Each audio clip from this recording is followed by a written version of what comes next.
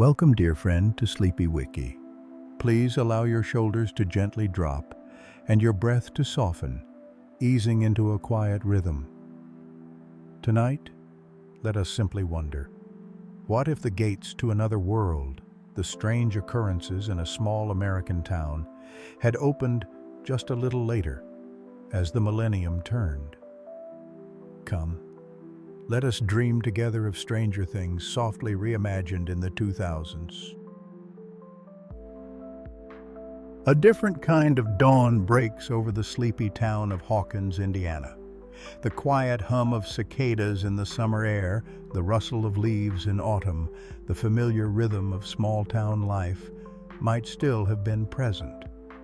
Yet beneath this surface, a profound tremor would have run through the very fabric of the nation, a seismic shift in consciousness that no one, not even the most secluded scientific minds, could ignore. We speak, of course, of the world after September 11th, 2001. A world suddenly acutely aware of unseen threats, of vulnerabilities, of the terrifying power of the unknown. For Hawkins' lab, already a place where the veil between worlds was perilously thin, this national shift wouldn't merely be an external event. It would be a crucible, reshaping its very purpose and accelerating its darkest ambitions. The fear that blanketed the country like a heavy fog would paradoxically become a kind of fuel for their clandestine machinery. Their agenda, once perhaps confined to pure scientific discovery or military advantage, would morph into something far more insidious, a frantic, no-holds-barred quest for homeland security against a foe no one truly understood, draped in the shadow of a truly known terrestrial tragedy. In the wake of those indelible attacks, the United States embarked on an unprecedented expansion of its surveillance capabilities, a vast, invisible net cast across the digital and physical landscapes. The Patriot Act, signed into law not long after, empowered government agencies with far-reaching authority to monitor communications and collect data, all in the name of preventing future catastrophes. For a secretive entity like Hawkins' Lab, this was not just a legal development. It was a profound strategic opportunity. Their own advanced research into data mining algorithms, once perhaps used to sift through esoteric physics readouts from their particle accelerators or to identify unusual energy signatures emanating from the upside down, would now be repurposed with frightening efficiency. Imagine their supercomputers glowing softly in the underground bunkers, not just analyzing fluctuations in electromagnetic fields, but now also correlating strange power outages in remote areas with unusual library book checkouts, or linking anomalous weather patterns to surges in local internet traffic. They would be searching for patterns within the chaos, trying to predict the unpredictable, much like a digital ghost hunter sifting through the faint, almost imperceptible echoes in the digital dust motes of everyday life. Every scrap of information, every digital footprint, every anomaly, however small, could be perceived as a potential vector for the unknown or a clue to its presence. This heightened state of vigilance also meant a renewed and intensified focus on identification and tracking, the nascent field of biometric recognition. The science of identifying individuals by their unique biological traits began to bloom. Fingerprints, facial patterns, retinal scans, even the unique rhythm of a person's walk, their gait, became crucial data points.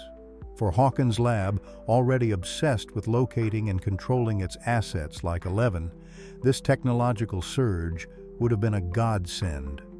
Imagine the relentless, almost obsessive development of new methods to track and identify those with extraordinary abilities. Not just to find them, but to understand them, to categorize them, to predict their actions, and ultimately, to control them. The search for a child like 11, possessing powers beyond conventional understanding, would shift from a purely scientific pursuit to an urgent national security imperative. She wouldn't just be a powerful subject, she would be a potential weapon, or conversely, a potentially destabilizing factor, a ghost in the machine of national defense. The lab's efforts to develop better behavioral profiling algorithms to anticipate and manipulate their subjects' responses would have been supercharged, blurring the lines between research and subjugation. And what of the upside down itself? In this new geopolitical climate, its very nature would have been recontextualized. No longer merely a parallel dimension or an unfortunate scientific mishap, it would swiftly be reframed as an unconventional threat, a non-state actor from an unknown domain. The terrifying language used to describe global terrorism would now wrap itself around the ethereal dangers of a parallel dimension, providing a chilling justification for extreme measures. The fear of bioterrorism, which permeated the public consciousness, would give new weight and urgency to the study of the Upside Down's indigenous life forms. The terrifying creature known as the Demogorgon, or the insidious influence of the Mind Flayer, would be meticulously analyzed not just as biological oddities, but as potential biological weapons, pathogens from another realm. Every strange spore, every fibrous vine, every aberrant creature encountered would be subjected to intense scrutiny, seeking to understand their virulence factors, their modes of transmission across dimensional barriers, and their potential to destabilize human biology or ecosystems. The lab wouldn't just be trying to close a gate, they'd be fighting a war on two fronts, one seen, one unseen, with the Upside Down framed as a truly alien biological enemy.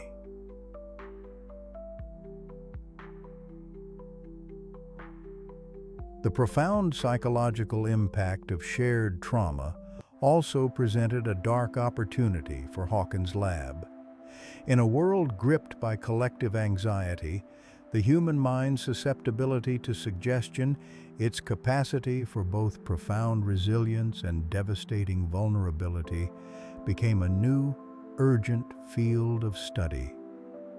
Research into the neurobiology of stress and trauma surged across the nation, seeking to understand how chronic fear alters brain chemistry, how resilience can be fostered, or how post-traumatic stress could be mitigated.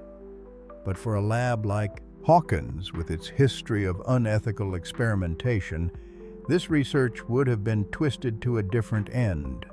Understanding these mechanisms was paramount, not for healing, but for control.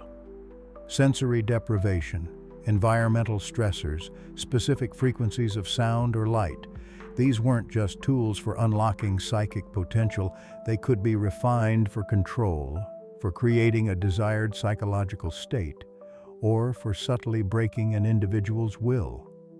It was the darker side of cognitive science, applied with a stark new purpose, all under the guise of understanding and neutralizing the enemy within, or the threat from beyond.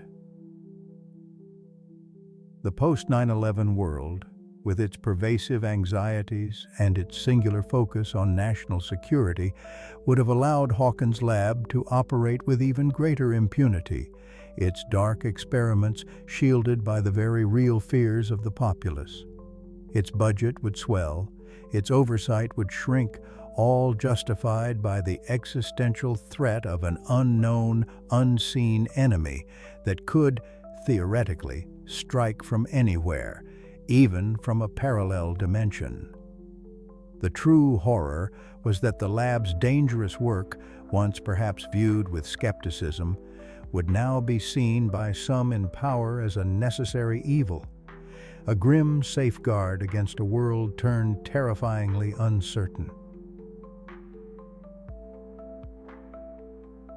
Yet, even as the walls of Hawkins' lab grew thicker, its systems more sophisticated, and its intentions darker, the very real world outside continued its dance. While the lab focused its gaze inward and downward, searching for threats in the shadows and the echoes, other forces, perhaps less seen by their watchful algorithms, were already beginning to stir in the quiet suburban homes. Forces that would soon challenge their fortified resolve in ways they could never predict. We turn now to explore how this shift impacted the everyday lives of those unknowingly caught in the lab's ever-widening net. When whispers of the strange began, when the ordinary started to fray at the edges, the first instinct for many would be to turn to their screens, to the shimmering world of instant messaging and the reassuring weight of a flip phone. When the strange whispers began, when the ordinary started to fray at the edges, the first place many would turn quite instinctively was to the shimmering, nascent digital realm of instant messaging and the robust, yet limited world of flip phones. Imagine, if you will, the gentle glow of a CRT monitor late into the night, casting soft shadows on faces furrowed with concern, or the quiet click of a flip phone closing, signaling the end of a hushed conversation. Our investigators, navigating these peculiar times, would find themselves peering into the digital lives of the missing, of those touched by the inexplicable, and at the heart of their digital search would be a familiar friend to millions, AIM, the AOL Instant Messenger. This wasn't the seamless, always-on, cloud-connected communication we know today. No, AIM was a different beast, a river of digital thoughts flowing across a network of individual computers. When a message was typed into that familiar orange and blue interface, it wasn't just magic.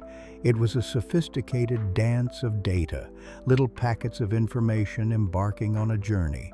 Each message, a tiny digital envelope, would first travel from the sender's home computer through their internet service provider to a series of dedicated AM servers.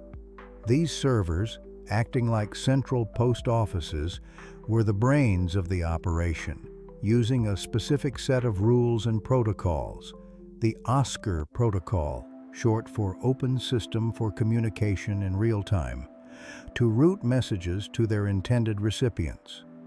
It was a client-server architecture, meaning your computer, the client, was constantly talking to AOL's big computers, the servers, asking if there were new messages for you, or telling them you had one to send.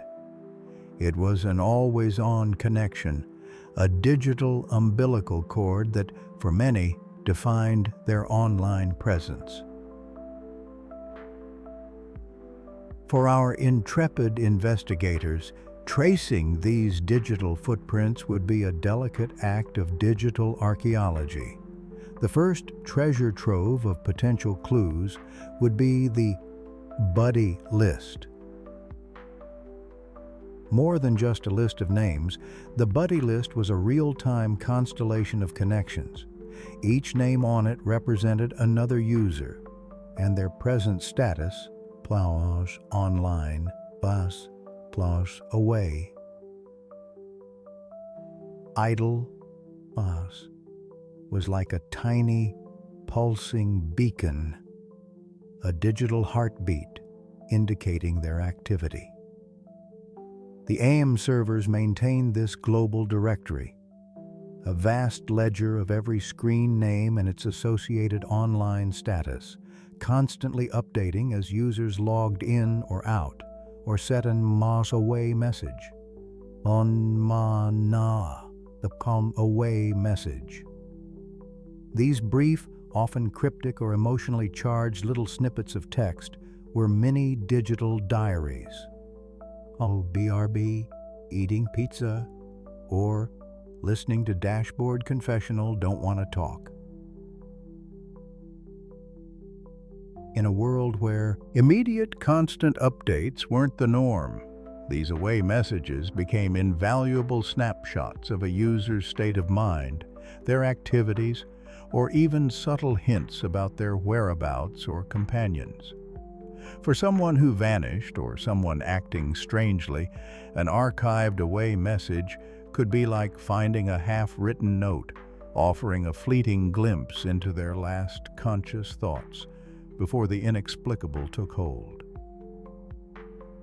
But the real meat of any investigation, the true transcript of conversations, lay in the source chat logs. Here's where the 2000s converged significantly from today. Unlike modern messaging apps that often store all your conversations securely in the cloud, AM chat logs by default resided primarily on the user's local computer. Think of it like a personal diary kept under a mattress rather than a public library. This meant that to recover these conversations, investigators couldn't simply request data from AOL's central servers in most cases, though later versions offered some server-side archiving. It wasn't the forensic goldmine we have now. No, they would need physical access to the suspect's or victim's actual computer, carefully extracting the hard drive and employing specialized forensic software to dig through the digital dust for those precious records. This made the task both more challenging and more immediate. If the computer was gone, so too, perhaps, were the most detailed clues. Every connection, every message sent or received also left behind an IP address. This unique numerical label, assigned by your internet service provider, was like a digital return address for your internet activity. While it wouldn't pinpoint an exact person in a specific room, it could trace back to a particular internet connection, often linked to a specific home or business. These IP addresses, these digital breadcrumbs, could help investigators establish a general geographical location, showing where someone was online at a particular time, forming a pattern that might reveal an unusual nocturnal activity or an unexpected visit to a strange place. The inherent vulnerabilities of AM, however, also offered unique opportunities for interference. Without the robust end-to-end encryption common in today's messaging, AIM messages were, in essence, digital postcards. While not easily intercepted by a casual observer, a determined entity, perhaps one from another dimension, could theoretically find ways to listen in, or even subtly alter messages. Imagine a message from a friend saying, "Meet me at the lake by," suddenly appearing as "Meet me by the rift." A chilling echo of the upside down, seeping into the digital currents. The raw data traveling across the internet in the 2000s was often less obfuscated, a more open book to those with the right or wrong kind of insight. As the investigators delved deeper into the digital whispers of AM, their focus would inevitably shift to another ubiquitous piece of 2000s technology, the flip phone. Before the era of smartphones, these sturdy clamshell devices were our primary link to the outside world, a portable lifeline carried in pockets and purses. When a flip phone was used, whether for a call or a text, It was engaging in a complex ballet of radio waves. In the US, two main cellular network technologies dominated: GSM, Global System for Mobile Communications, and CDMA, Code Division Multiple Access. While their underlying engineering differed, both created an invisible web of communication, connecting phones to nearby cell towers. These towers, resembling metal trees with electronic leaves, constantly broadcast and received signals, acting as vital nodes in the network. When you made a call, your phone would shake hands with the nearest, strongest tower, which would then route your call through the vast cellular infrastructure. The short message service, or SMS, was the digital equivalent of passing tiny, folded notes. Limited to a mere 160 characters, these flash text messages were a marvel of efficiency. When you pressed +send, your message didn't go directly to the recipient's phone. Instead, it was first sent to an SMS Service Center, SMSC, essentially the network's digital post office. This center would store the message and try to deliver it to the recipient. If the recipient's phone was off, out of range, or otherwise unavailable, the SMSC would hold on to the message, patiently retrying delivery until successful. This store and forward mechanism meant that even if a strange occurrence briefly disrupted a signal, the message would likely still get through once normalcy was restored, a testament to the robustness of the system, but also a source of potential delay. For tracking the physical whereabouts of someone with a flip phone, investigators would rely on a technique far less precise than today's GPS-enabled devices: cell tower triangulation. Since most flip phones lacked built-in GPS receivers, the network itself had to provide the location data.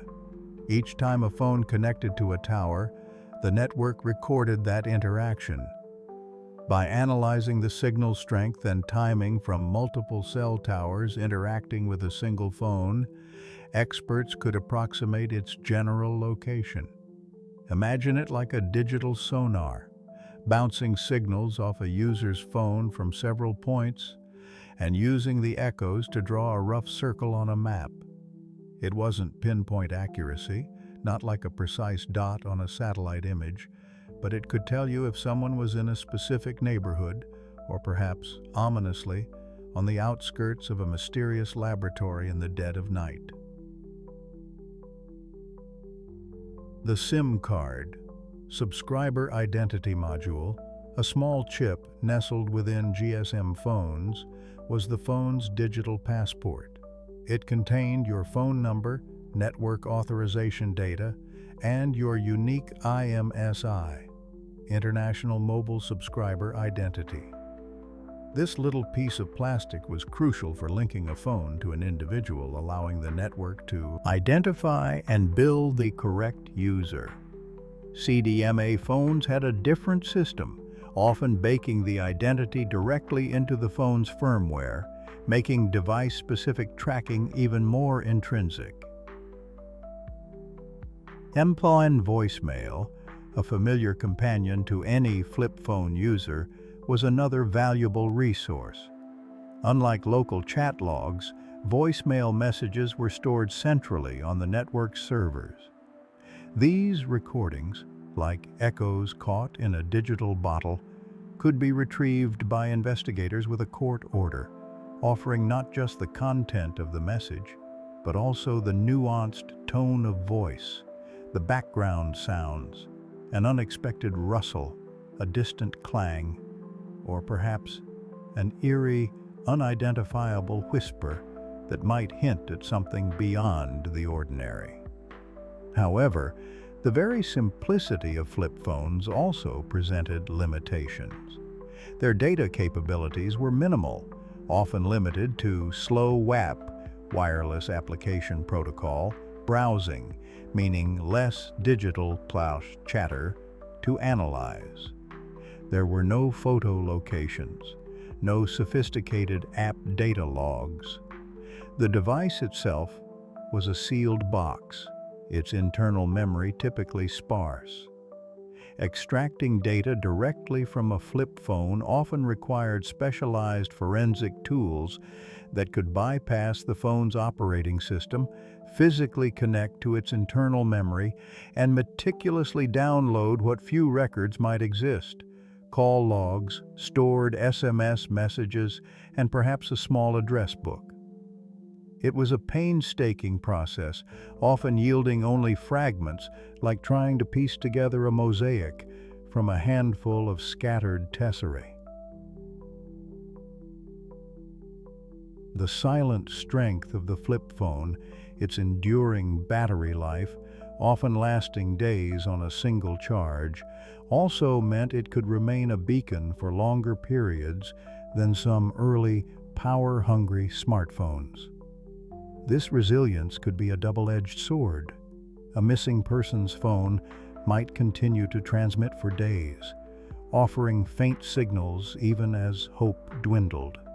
Or it could simply run out of power at the most inconvenient moment, leaving a cold trail. These tools, these digital and cellular instruments of investigation from the 2000s, tell a story of a world poised on the brink of digital revolution. They offered avenues for discovery, yet their limitations forced a reliance on human intuition, physical searching, and piecing together a mosaic of fragmented clues. As our investigators continued their journey into the strange occurrences of Hawkins, armed with their AEM logs and flip phone data, they would soon realize that some mysteries required more than just digital forensics. They would need to understand the physical world, the tangible landscape that held its own secrets. And that, my dear listeners, is a tale for another quiet moment. But digital footprints and cell tower signals could only reveal so much. The true mystery lay in understanding those who were different, those like Elle. Imagine her, a delicate seed planted in an alien soil, not just adapting to a new world, but to a new era. The transition for 11, from the stark isolation of a laboratory to the vibrant, sometimes overwhelming tapestry of suburban American life, would have been monumental regardless of the decade. But the 2000s presented a unique set of challenges and wonders, shaping her in ways profoundly different from her 80s counterpart. Picture Elle's initial steps into this millennium, her mind, a blank canvas, awaiting the bold strokes of turn-of-the-century culture. Her initial language, rudimentary and fractured, was a legacy of her past. Now, she wouldn't just be learning friend or bad. She'd be grappling with a rapidly evolving lexicon, a blend of traditional vocabulary merging with the dawn of digital communication. Think of the casual slang, the abbreviations born from early text messaging: LOL, BRB, OMG. Her brain, a marvel of adaptive machinery, began to soak it all in. Scientists understand this process, even in adolescence, as a testament to neuroplasticity, the brain's incredible ability to reorganize itself by forming new neural connections and pathways.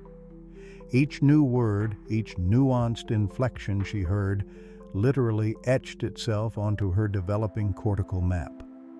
Her temporal lobe, a key player in language processing, would be working overtime, not just recognizing phonemes, but contextualizing them within the new social matrix of the 2000s.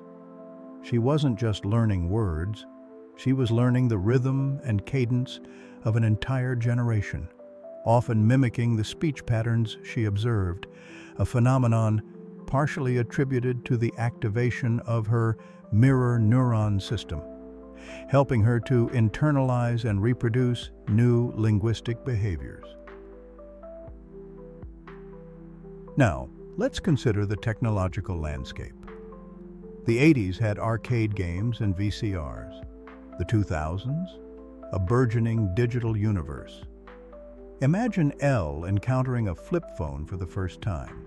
Not a rotary phone, but a sleek, foldable device that could connect her to voices across distances with the press of a button. The very interface would be a puzzle, a symphony of clicks and beeps. Her eyes, her fingers, her cognitive processes would have to adapt to these glowing rectangles and their hidden menus. This rapid adaptation to novel interfaces, what cognitive scientists call cognitive flexibility, is a testament to the brain's incredible capacity to reroute and form new neural networks.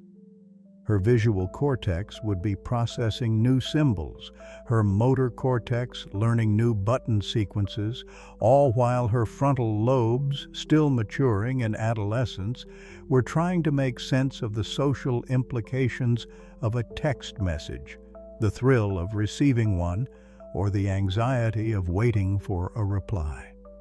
The early internet, accessed through the screech of dial-up modems, would be a bewildering realm. Websites like early forums or nascent social media platforms, perhaps a nascent MySpace page if we stretch our timeline a touch, would introduce her to a new form of identity presentation and social interaction, a stark contrast to her isolated past. Her brain's reward pathways, fueled by dopamine, would be subtly shaped by these new forms of social validation and connection, just as they are for any teenager navigating the digital age. Her cultural integration wasn't just about understanding words or operating devices. It was about navigating an invisible ocean of unspoken rules, the complex dance of adolescent social dynamics. Her initial silence, a legacy of her trauma, was a shield, but beneath it, her brain was working furiously. Psychologists often speak of social learning theory, where much of our understanding of the world comes not from explicit instruction, but from observation and imitation. Elle was a master observer, her mirror neuron system likely whirring into overdrive, helping her unconsciously understand the intentions and emotions behind the casual glances, the shared laughter, the subtle shifts in body language that define teenage friendships. She'd be learning theory of mind at an accelerated pace, the ability to attribute mental states, beliefs, intentions, and desires to others.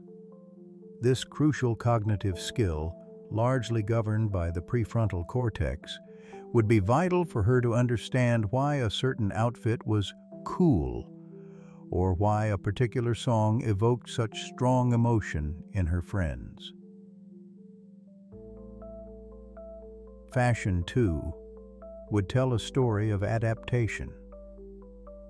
The 2000s, with its low-rise jeans, chunky sneakers, and pop-punk influences, offered a stark contrast to the simple, almost institutional clothing of her past. Adopting these styles wasn't just about aesthetics. It was a psychological act, a visible assertion of identity and belonging. The sensory input, the feel of different fabrics, the vibrant colors, the sense of a world that was suddenly hers, would stimulate her sensory cortices, building a richer, more nuanced internal representation of her environment. Music, a powerful emotional conduit, would become a new language in itself. The catchy rhythms of pop, the angsty lyrics of punk rock, the soulful ballads playing on an iPod, a revolutionary device of the era, these would flood her auditory cortex, triggering emotional responses and forming powerful associative memories. Music's ability to evoke strong emotions and consolidate memories is well documented, strengthening neural pathways in the hippocampus and amygdala, weaving the soundtrack of her new life into the very fabric of her being. Through every awkward fashion choice, every hesitant text message, every attempt to understand a new slang term, Elle was not just surviving, she was evolving. Her brain, remarkably resilient and adaptable, was literally rewiring itself, integrating the experiences of the 2000s into her developing self. She was a living testament to the brain's profound capacity for change, for learning, and for finding belonging, even after the most harrowing experiences. This journey of integration, powered by the marvels of her own neurology, transformed her from a girl lost in time to a vital part of the bustling, dial-up connected world of 2000's Hawkins. And as Elle found her footing, navigating the flip phones and pop anthems, we turn our gaze to another core element of this reimagined era. How the very nature of adolescence in the 2000s, with its early internet influences and burgeoning digital culture, might have shaped the friendships that anchored her to this world. While Elle learned to navigate her new world and friendships formed in the glow of computer screens, something far more sinister was unfolding in the corridors of power. The sleepy town of Hawkins had just breathed a collective sigh of relief, unaware that the true nightmare was only beginning. For what had transpired within those quiet streets was not merely a local tragedy, nor even a regional incident. It was, in the eyes of a newly vigilant nation, a gaping wound in the fabric of reality itself, demanding a response far grander and far more insidious than any small-town sheriff could fathom.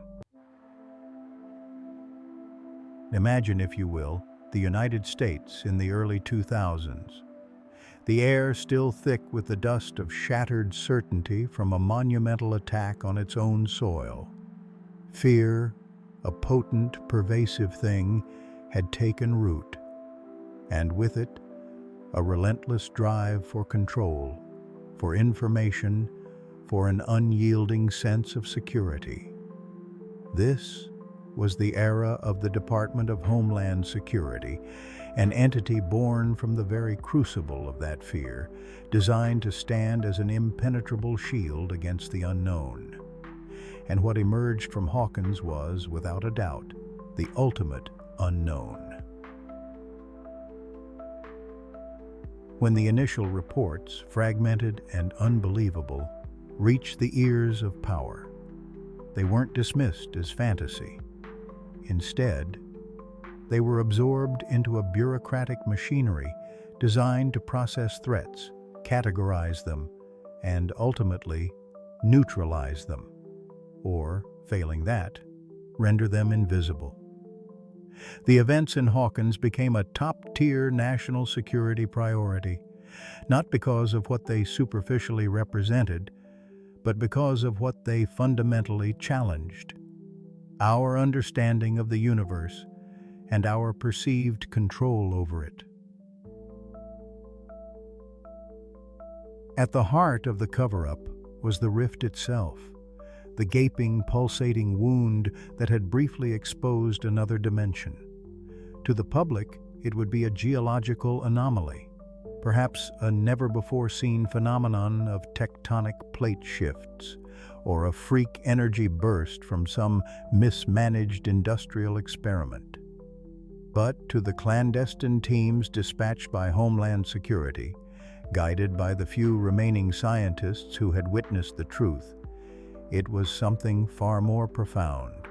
They understood, or at least grappled with the terrifying possibility, that this wasn't just a hole in the ground, but a tear in the very space-time fabric of our universe. Imagine our reality, dear listener, not as an empty box, but as a vast, delicate tapestry woven from the dimensions we perceive: length, width, depth, and time. And what happened in that quiet Indiana town was like a sudden, violent ripping, a wound that momentarily connected our tapestry to another, perhaps infinitely different.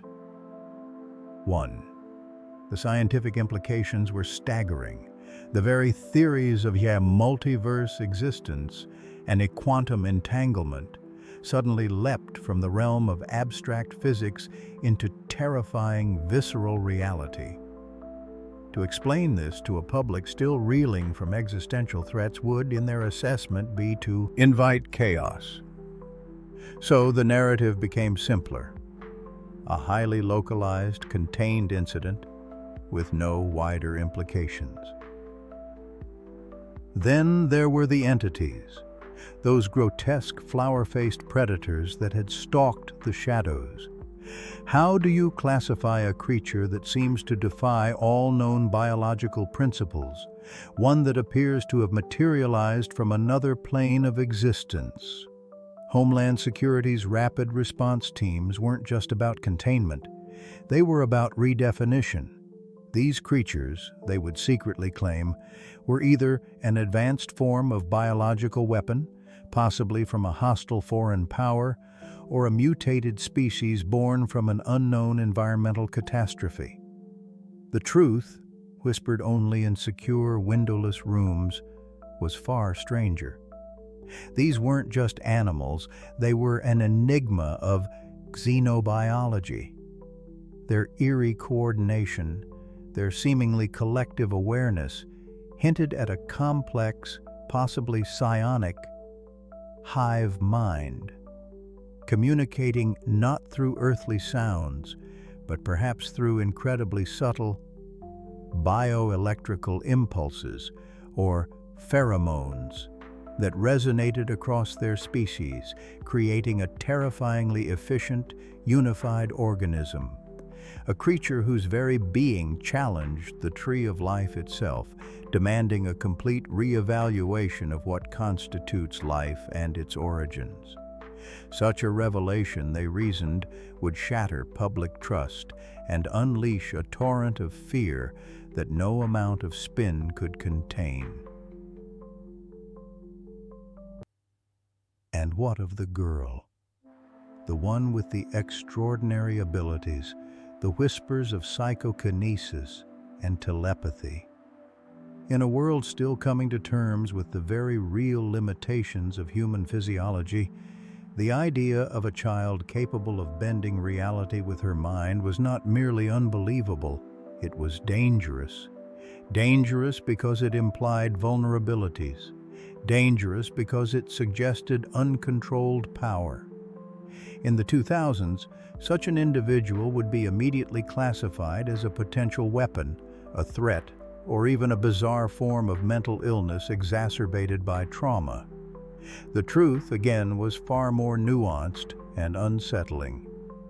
To the few independent neuroscientists allowed to glimpse the classified data, her abilities, however extreme, hinted at untapped potentials within the human brain, a radical expansion of neuroplasticity, and perhaps the ability for intensely focused bioelectrical signals to interact with the physical world in ways previously considered impossible.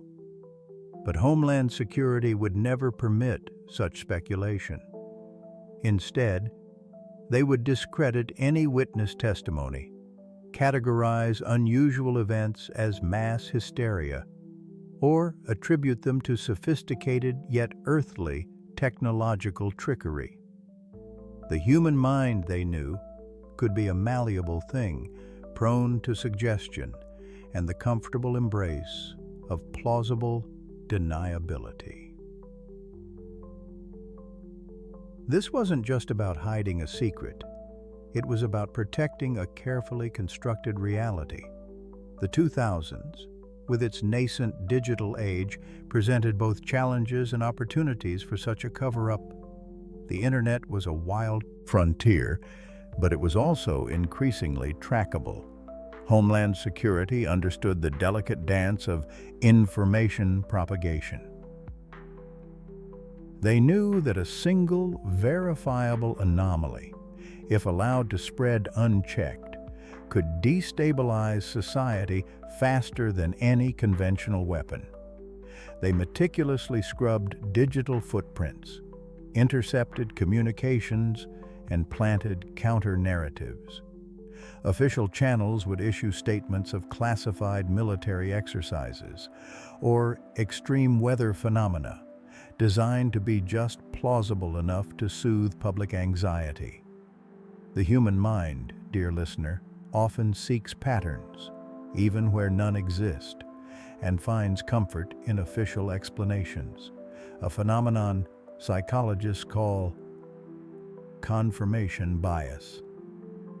If an authority figure tells you the strange lights were a weather balloon, and that story fits a comfortable worldview, it's often readily accepted, pushed into the background of a busy mind.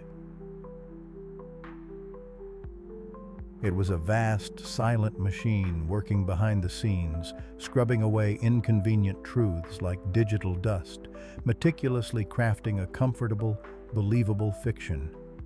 The paranoia wasn't just about preventing panic. It was about maintaining control over the narrative of reality itself. Because if the general populace were to truly grasp the existence of other dimensions, of creatures beyond comprehension, of human beings with powers that defied physics, well, what then? What would happen to the carefully erected towers of societal order, to the very concept of safety and predictability? It was a heavy blanket of carefully spun lies, meant to protect, but ultimately suffocating the very breath of discovery, sealing off a terrifying truth behind a seamless wall of plausible deniability. And so, as the world slept soundly, tucked into the illusion of safety, the true battle was just beginning to stir beneath the surface, a quiet resistance forming against the overwhelming tide of manufactured reality.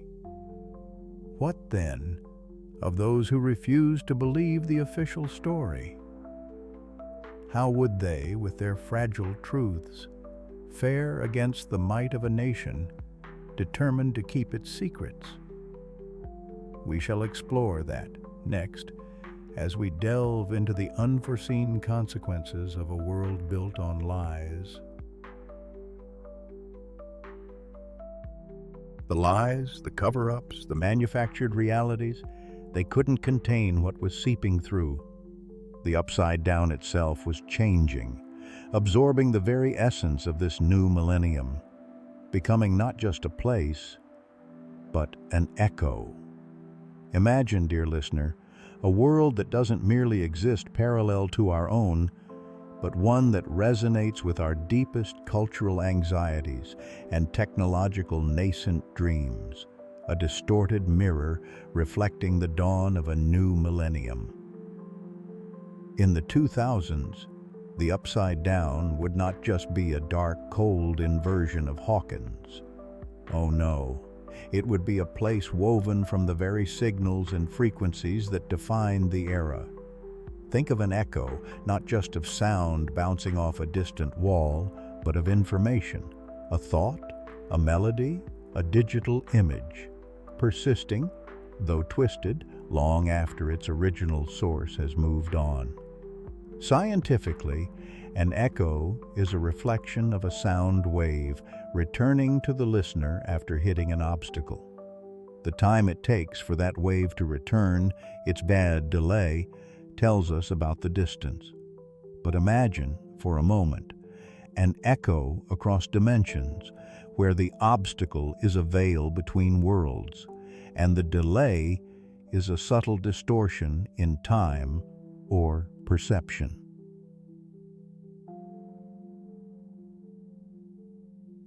Consider the very soundscape of the 2000s.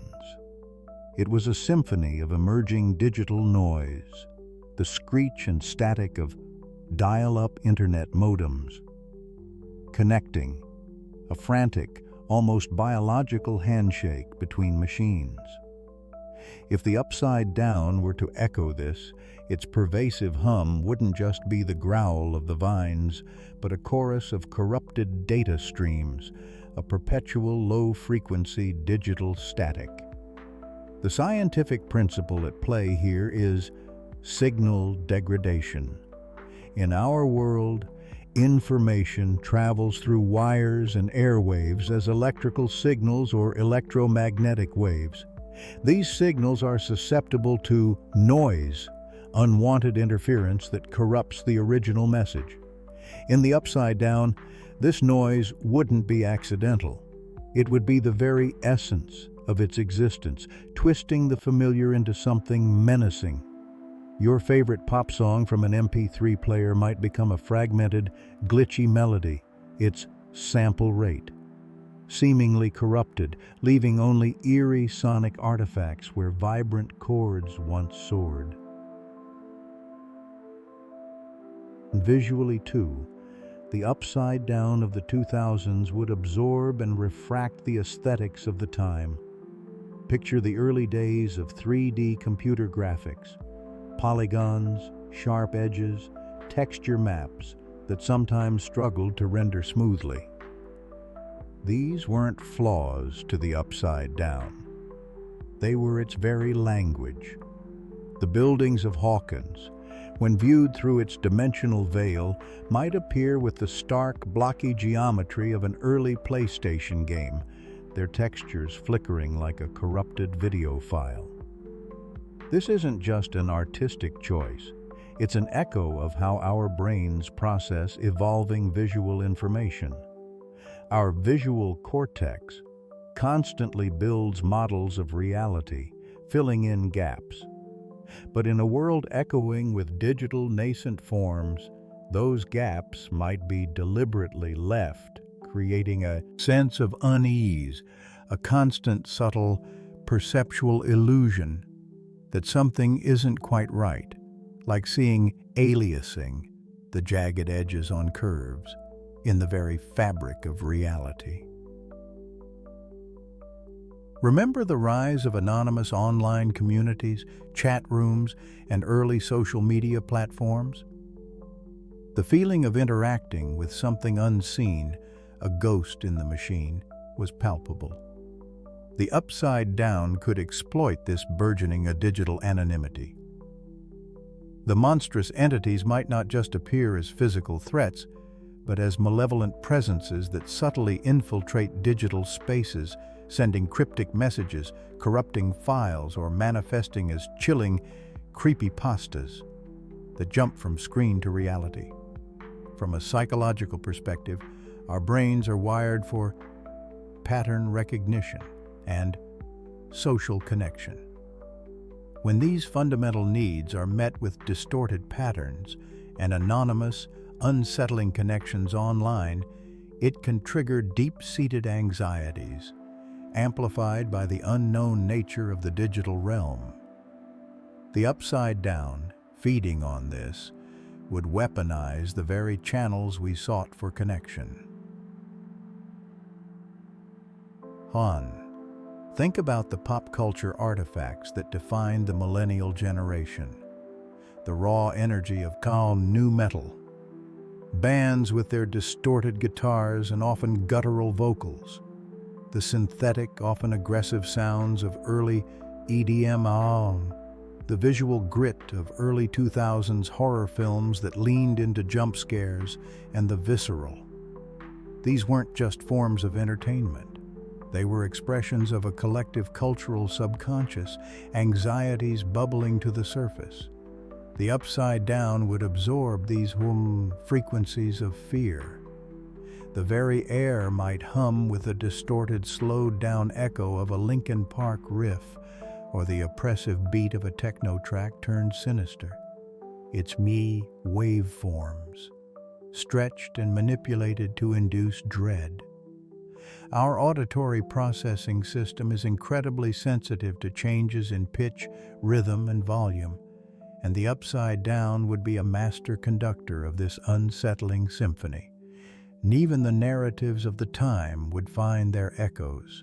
The widespread paranoia following 9/11, the fear of unseen enemies and system failures, a lingering Y2K hangover, the burgeoning concern about privacy in an increasingly connected world.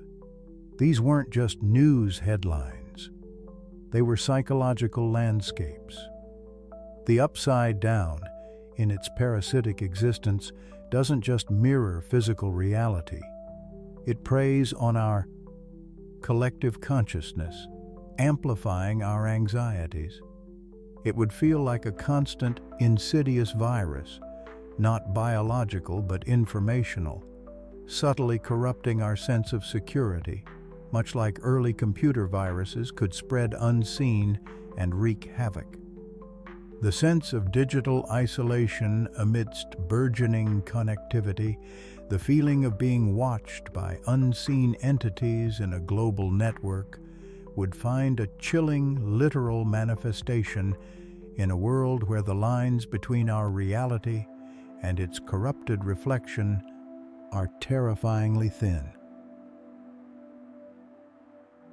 So the upside down wouldn't just be a dimension, it would be a vast, decaying hard drive of millennial culture, corrupted, yet still readable, its data points manifesting as chilling echoes. The science isn't just in the physics of sound or light, but in the deeper neurological pathways of memory, nostalgia, and fear, all subtly manipulated to create a truly unnerving experience. It's a testament to the scientific principle that even the most abstract concepts, like cultural periods, can have tangible, resonant effects, especially when viewed through a distorting lens. Now, as we consider this deeply personal, digitally tinged upside down, we must also ponder the very tools and tactics our young heroes might employ to fight back. For if the enemy thrives on echoes, perhaps the solution lies in broadcasting a signal of their own. Broadcasting signals, however, was a double-edged sword. In the early 2000s, information moved differently than today, charged with a peculiar kind of static, vulnerable to distortion. It was a time when information was still finding its true velocity, propelled by fledgling internet speeds and the hungry maw of the 24-hour news cycle. Imagine, if you will, the small town of Hawkins, Indiana, now not in the idyllic 80s, but shrouded in the slightly grainy, flickering light of early digital cameras and the constant low-level anxiety of a post-9/11 world. When the strange things began, the flickering lights, the power outages, the unsettling feeling of something else lurking just beyond the edge of perception, the initial whispers weren't shouts. They were quiet currents, much like the subtle convection currents in a warm room, slowly carrying particles of dust upwards. In Hawkins, these dust particles were stories. A neighbor saw shadows in the woods. A pet went missing under bizarre circumstances. A frantic phone call cut short by an unearthly shriek. These localized tales, fragile as dandelion fluff, were the primordial soup from which larger narratives would emerge. They spread first through immediate social networks, over shared coffee in diners, muttered across fences, or exchanged in hushed tones during school pickups. This initial phase mirrors a concept in epidemiology known as local transmission, where a pathogen spreads within a contained community before bursting onto a larger stage. Each shared story, whether slightly embellished or subtly distorted, acted as a tiny invisible seed, finding fertile ground in minds already predisposed to unease. Then came the new medium, the internet, still a wild frontier compared to its polished modern incarnation. Chain emails, pixelated JPEGs, and nascent online forums became the vectors. A grainy photo of something vaguely humanoid, snapped from a flip phone, would bounce from inbox to inbox, each forward adding a layer of urgency, and often a new, unverified caption. These were the digital equivalent of an airborne spore, lighter than air, carried across vast distances at the speed of dial-up. But the real engine of amplification, the roaring furnace that turned sparks into infernos, was the 24/7 cable news cycle. Imagine the glow of a television screen in every living room, every airport lounge, every gym. Networks like CNN, Fox News, and MSNBC, locked in a fierce battle for eyeballs, needed content. And the unexplained, the sensational, the truly bizarre happenings in a small Indiana town were gold. A local news report, perhaps a frantic interview with a bewildered resident, would be picked up, repackaged, and rebroadcast, not just once, but endlessly. Each time, it would be framed by earnest anchors and debated by panels of experts, some genuine, many speculative. This continuous cycle of dissemination and reinterpretation is a powerful example of that information cascades, where collective belief forms not necessarily from direct evidence but from observing the actions and assertions of others. If enough talking heads are discussing the creature of Hawkins, it begins to feel undeniably real, even without concrete proof. And this is where the viral nature of rumors truly comes into its own, mirroring biological processes in fascinating ways. Just as a biological virus infects cells and replicates, a rumor, or meme, as the evolutionary biologist Richard Dawkins first coined it, a unit of cultural information, infects minds and replicates through communication. Each time the story is retold, forwarded, or discussed, it is like a viral particle finding a new host.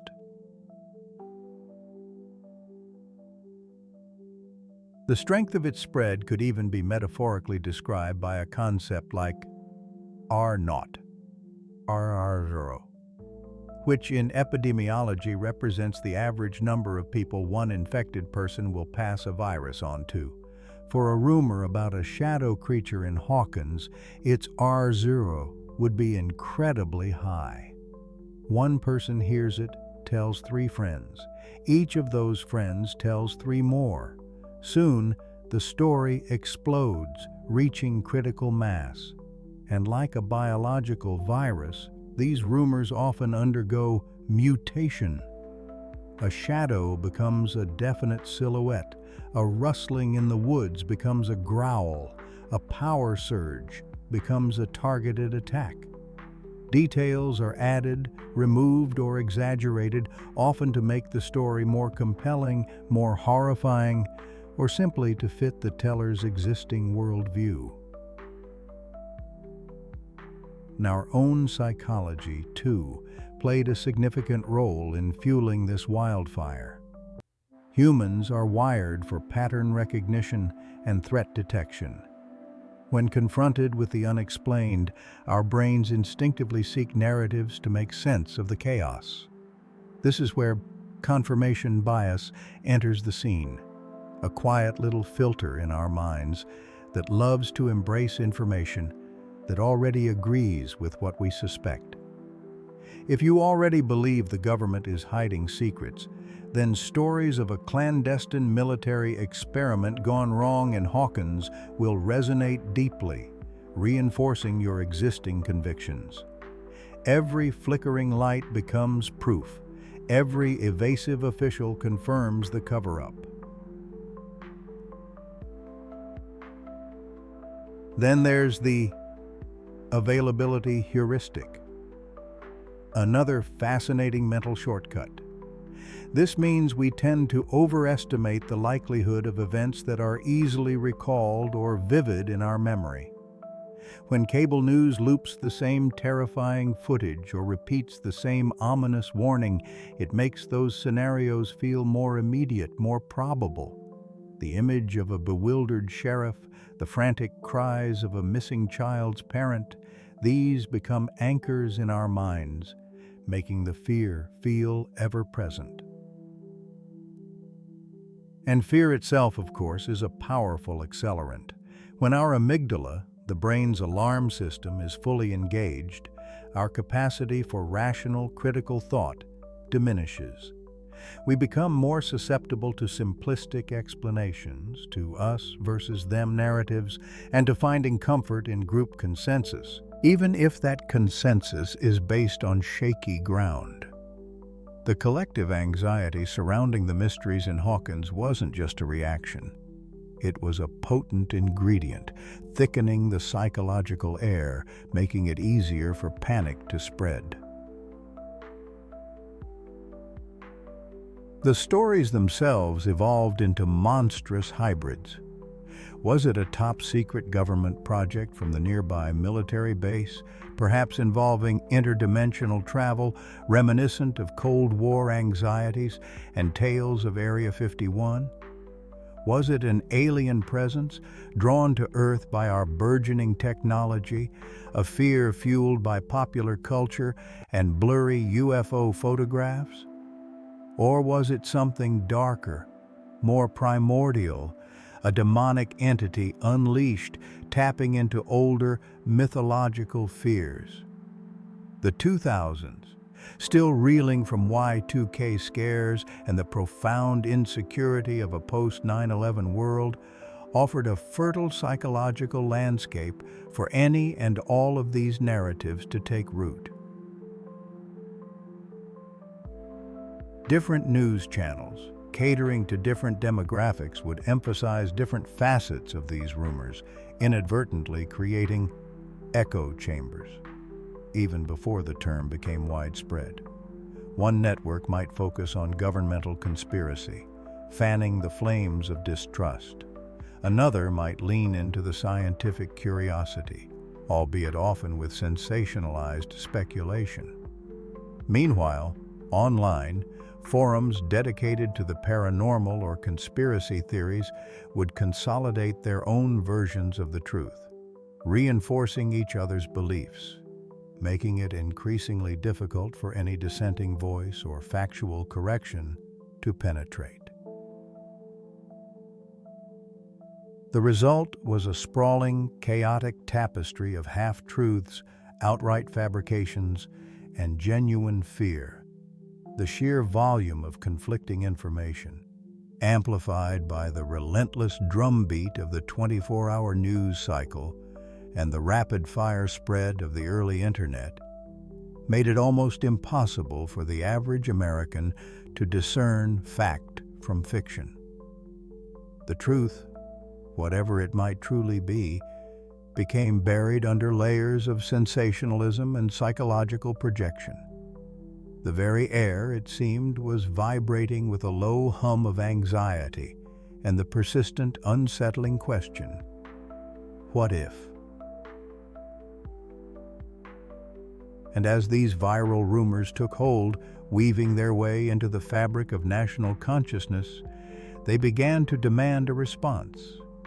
The next logical step, then, was for those in power to try and regain control of the narrative, to soothe the public, or perhaps to suppress what they truly knew. But how do you put a lid on a world that's already boiling over with fear and speculation? That, my dear listeners, is a story for another quiet moment. A story about how the truth, even when it's utterly unbelievable, attempts to find its way through the noise. Truth seeking its way through noise. This was the daily reality for teenagers glued to their screens. In those late 2000s bedrooms, a different kind of glow illuminated the search for meaning, the flickering pulse of a CRT monitor, casting its cool blue light across intent faces, the rhythmic click-clack of a keyboard. Not for homework, but for crafting a digital self, pixel by careful pixel. This was the era of MySpace, a vast, swirling nebula of personal expression, a digital extension of the adolescent heart. Before the sleek, curated feeds we know today, MySpace was a wild frontier. It was a place where every teenager was, in essence, a budding web designer, armed with rudimentary HTML and an abundance of clip art. Their profile wasn't just a page, it was a universe, built to reflect the tumultuous, vibrant inner world of adolescence. Think of it as a biological imperative manifesting in a technological space. Just as a caterpillar weaves its chrysalis, painstakingly constructing a safe, personalized environment for transformation, so too did teens build their MySpace profiles. This wasn't merely vanity. It was a crucial act of identity formation, a core developmental task of adolescence. The brain, particularly the prefrontal cortex, which governs decision-making, self-control, and personality expression, is undergoing profound restructuring during these years, continuing its development well into the mid-20s. MySpace offered a canvas for this biological process, allowing young minds to experiment with different aesthetics, different self-descriptions, different top 8 friends, each choice a tiny brick in the evolving edifice of who they were or who they desperately wanted to be. Within this digital chrysalis, another phenomenon bloomed, the vibrant, sometimes melancholic world of emo teen angst. It was a potent brew of heightened emotions, often expressed through dramatic song lyrics, dark clothing, and the ubiquitous side-swept fringe.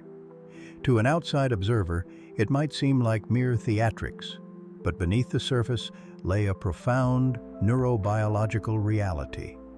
The adolescent brain is a symphony playing at a heightened volume, particularly in regions like the Kichibi amygdala, which processes emotions, especially fear and sadness.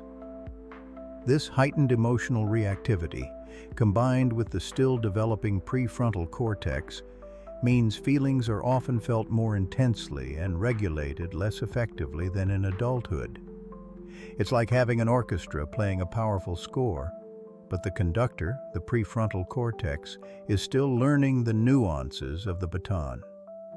Every heartbreak, every perceived slight, every yearning for connection could feel like the end of the world, or indeed, the beginning of a profound, poetic sorrow. MySpace became the shared diary of this emotional landscape. Bulletins filled with raw, unfiltered thoughts, song snippets from bands like My Chemical Romance or Fall Out Boy set as profile music, each chord a resonance with a deeply felt emotion. This wasn't just a trend, it was a form of social scaffolding, a way for young people grappling with intense feelings to find common ground.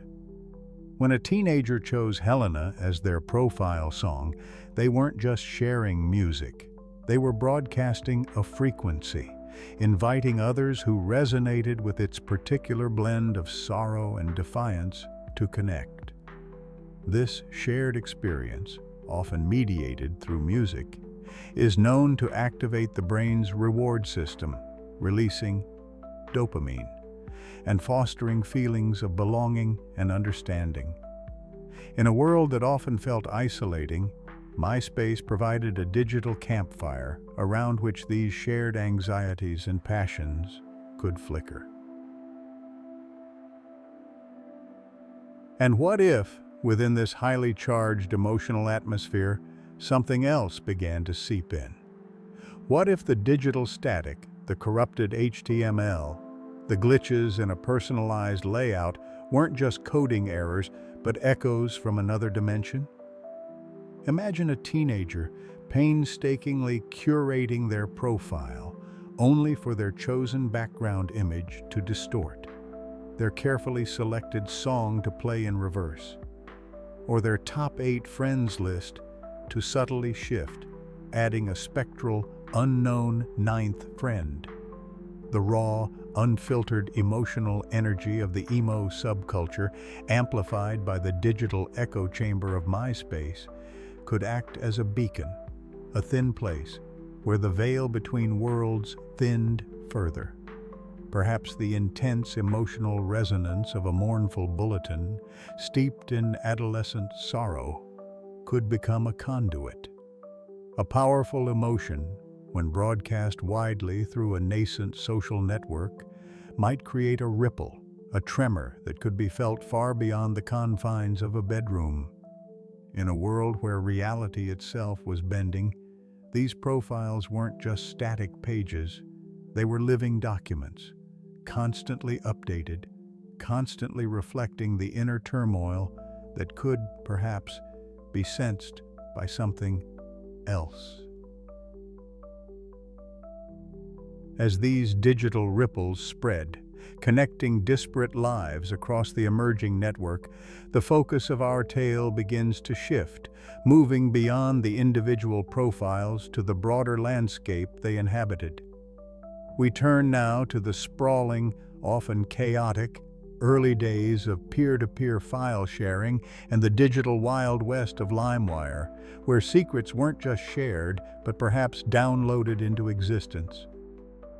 But beneath these digital ripples, beyond the glow of teenage bedrooms, someone else was watching. As fireflies began their nightly dance against the deepening twilight, our small-town sheriff, a man whose life was built on the tangible, found himself wrestling with something far less concrete. He was accustomed to whispers on the local police band, the crackle of static, a familiar companion. He knew how to listen for the tells in a suspect's voice, to read the unspoken stories etched on the faces of his townsfolk. His world was one of visible clues and human connections. But lately, he'd begun to feel a different kind of presence, an unseen hum beneath the surface of reality, a silent, all-encompassing awareness that felt like invisible eyes watching from beyond the tree line. Imagine, if you will, the electromagnetic spectrum, a vast, invisible ocean upon which all our modern communications sail. From the gentle ripples of radio waves carrying his police dispatches to the swifter currents of cellular signals and the deep, silent tides of satellite transmissions, this ocean was teeming with information. Our sheriff's radio, a sturdy, practical vessel, could only navigate the shallow coastal waters, picking up the unencrypted chatter of local emergency services, a public frequency like an open conversation in the town square. This is because radio waves, simply put, are a form of electromagnetic radiation traveling through the air at the speed of light, carrying information by varying their amplitude or frequency. His scanner was designed to tune into specific wavelengths within this spectrum, like a keen ear listening for a particular voice in a crowd. But what if there were listeners who could cast a much wider net, capable of hearing not just the open conversations, but the quiet murmurs, the brief glances, the very essence of the electromagnetic ocean itself? In the 2000s, this wasn't just the stuff of spy novels. It was becoming a palpable reality. Federal agencies, with resources far beyond a small town's budget, were constructing digital fishing fleets designed to trawl these invisible waters for every possible scrap of data. Consider the humble cell phone. By the early 2000s, even the simplest flip phone was a beacon, a tiny lighthouse constantly signaling its position. Every time it connected to a cell tower, those towering metal structures that dot our landscapes, relaying signals across the cellular network, it left a digital breadcrumb. These towers, much like a series of lighthouses, each knew roughly how far away the phone was based on signal strength and timing.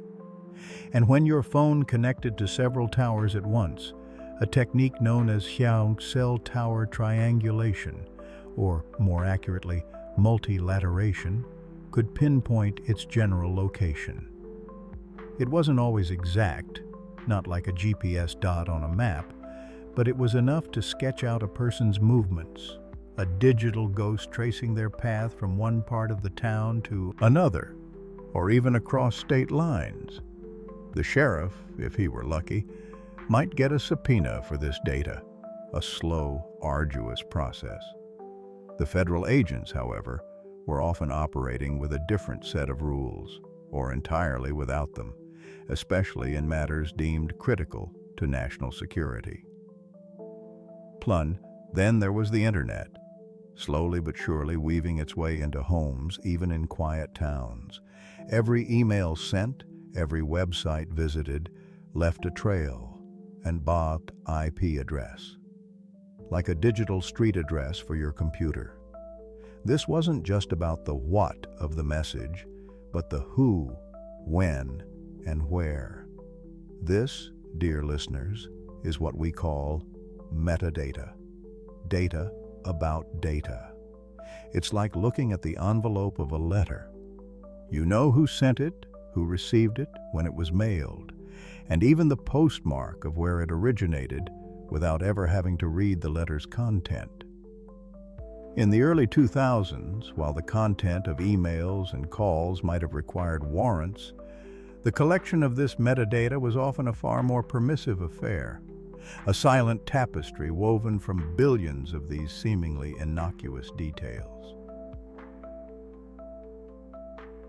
Our sheriff might be driving his patrol car down a dirt road, relying on instinct and tire tracks. But above him, high in the heavens, were the eyes of satellites, silently orbiting our planet. These weren't just for weather forecasts anymore. With increasing resolution, these digital voyeurs could capture images of the Earth's surface, sometimes even distinguishing vehicles or structures. And the Global Positioning System, or GPS, another marvel of celestial navigation, was becoming more widespread. A constellation of satellites, each broadcasting precise timing signals, allowed a GPS receiver on the ground to calculate its exact position by measuring the tiny differences in signal arrival times from at least 4 satellites. While not yet ubiquitous in personal devices, early GPS units in vehicles or specialized equipment meant that for those the federal agents were tracking, their movements could be followed with unnerving precision, a digital pinpoint on a vast, unfolding map.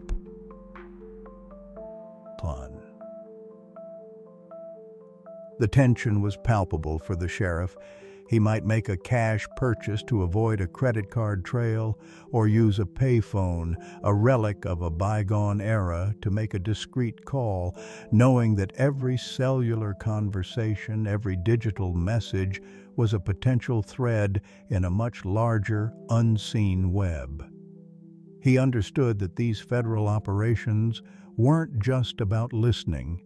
They were about synthesis, about taking millions of these small data points, call records, IP addresses, satellite images, radio intercepts, and feeding them into powerful computers. These machines, early precursors to what we now call big data analytics, could then identify patterns, flag anomalies, and highlight connections that no human mind could possibly sift through.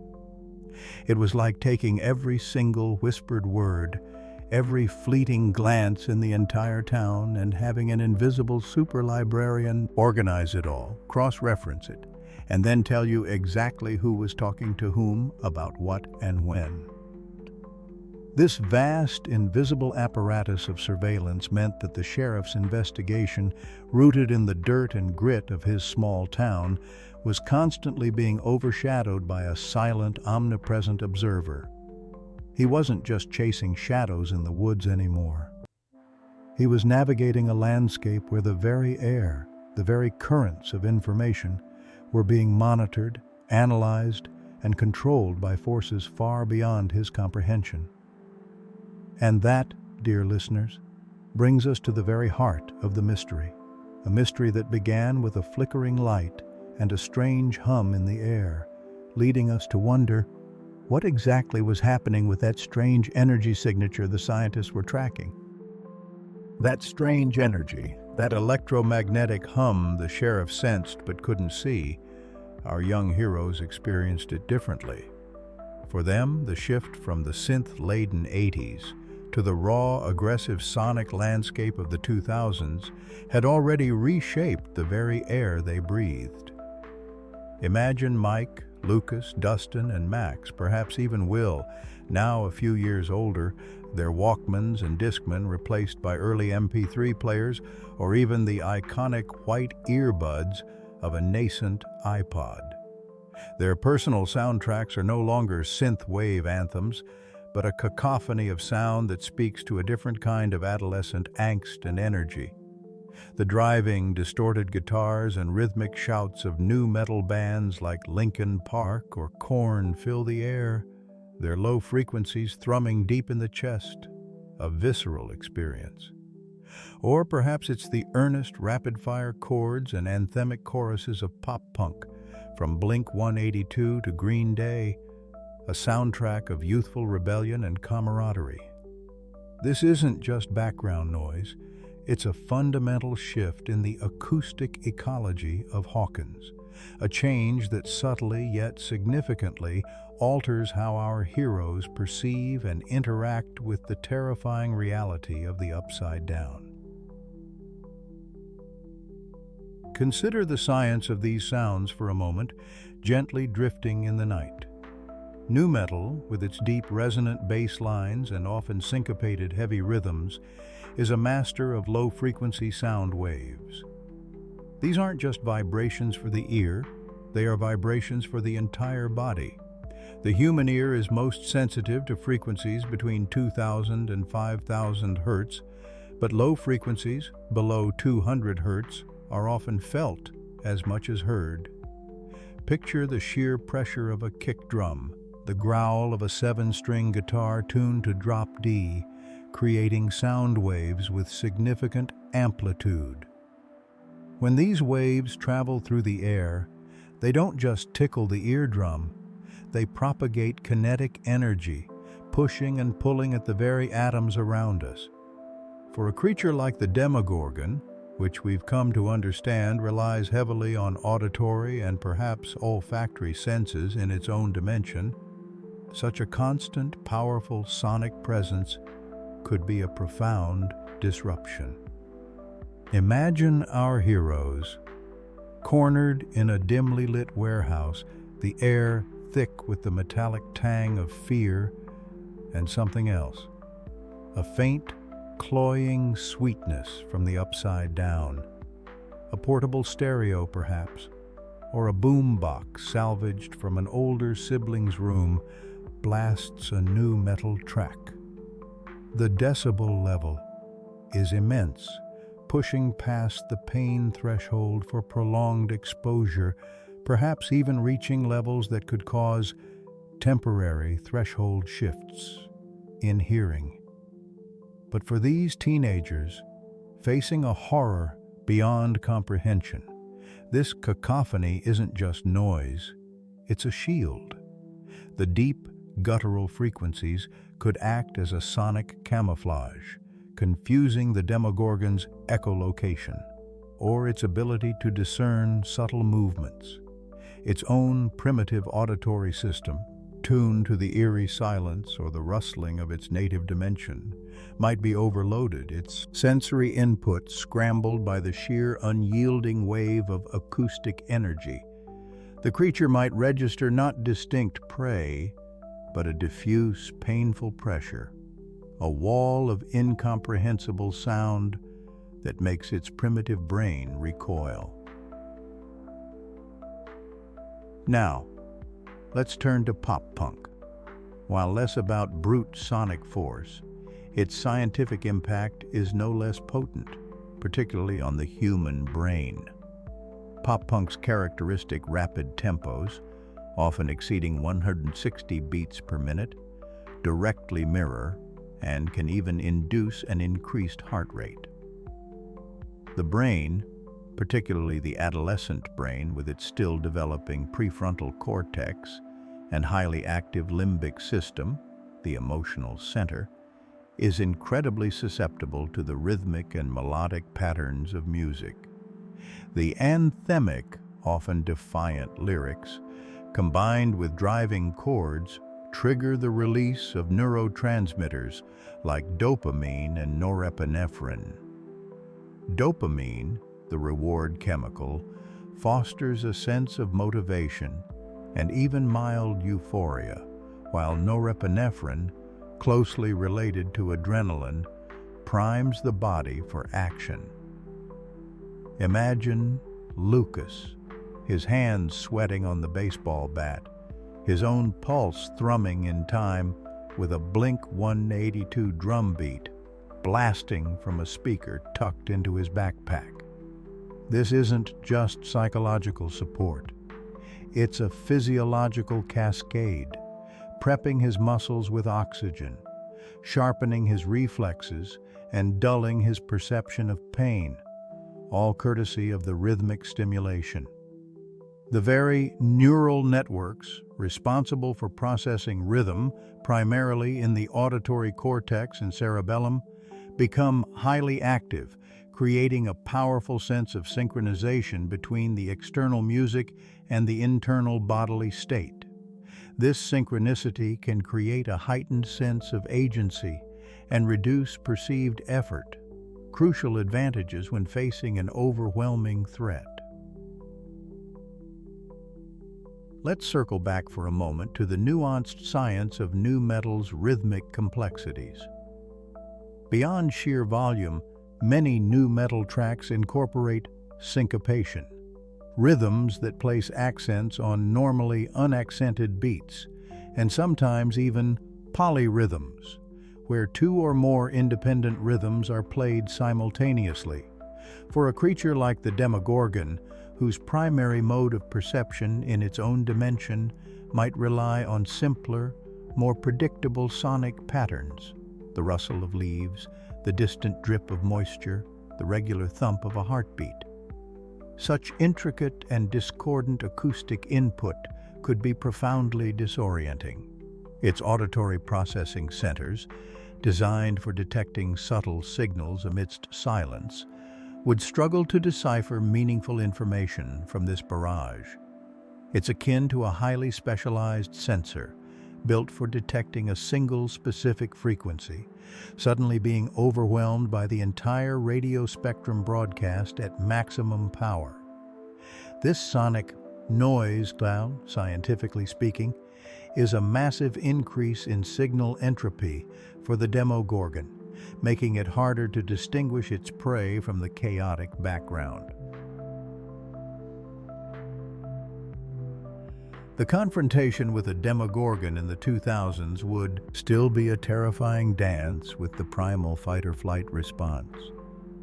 When the creature's petal-like head unfurls, revealing its maw of jagged teeth, a surge of cortisol and adrenaline would flood our heroes' systems. Their pupils would dilate, allowing more light in to process the threat. Their blood would rush to their major muscle groups, preparing them to either flee or stand their ground. but the crucial difference here is the overlay of their 2000s soundtrack. The relentless energy of a pop-punk anthem, perhaps playing quietly through Max's headphones as she scans the shadows, wouldn't negate the fear, but rather reframe it. The music acts as a powerful emotional regulator, channeling the raw, chaotic energy of terror into a more focused, agitated readiness. It's a sonic mantra, a rhythmic anchor in the storm of their fear, reminding them of their shared experiences, their youthful defiance, and the bonds that unite them.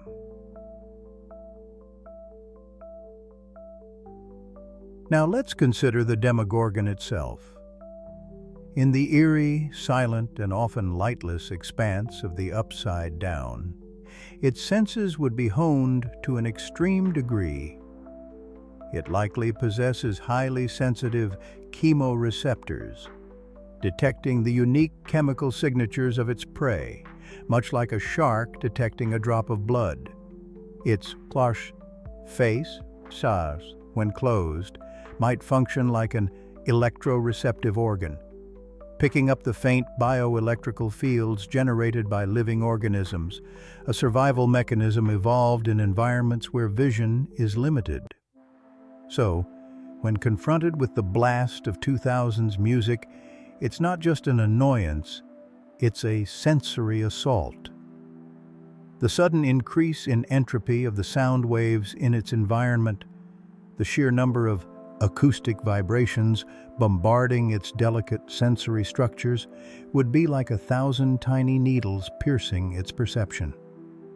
The coherent chemical trails it usually follows would be disrupted by the particulate matter stirred up by intense sound, its electroreception muddled by the erratic electrical signals of a malfunctioning speaker.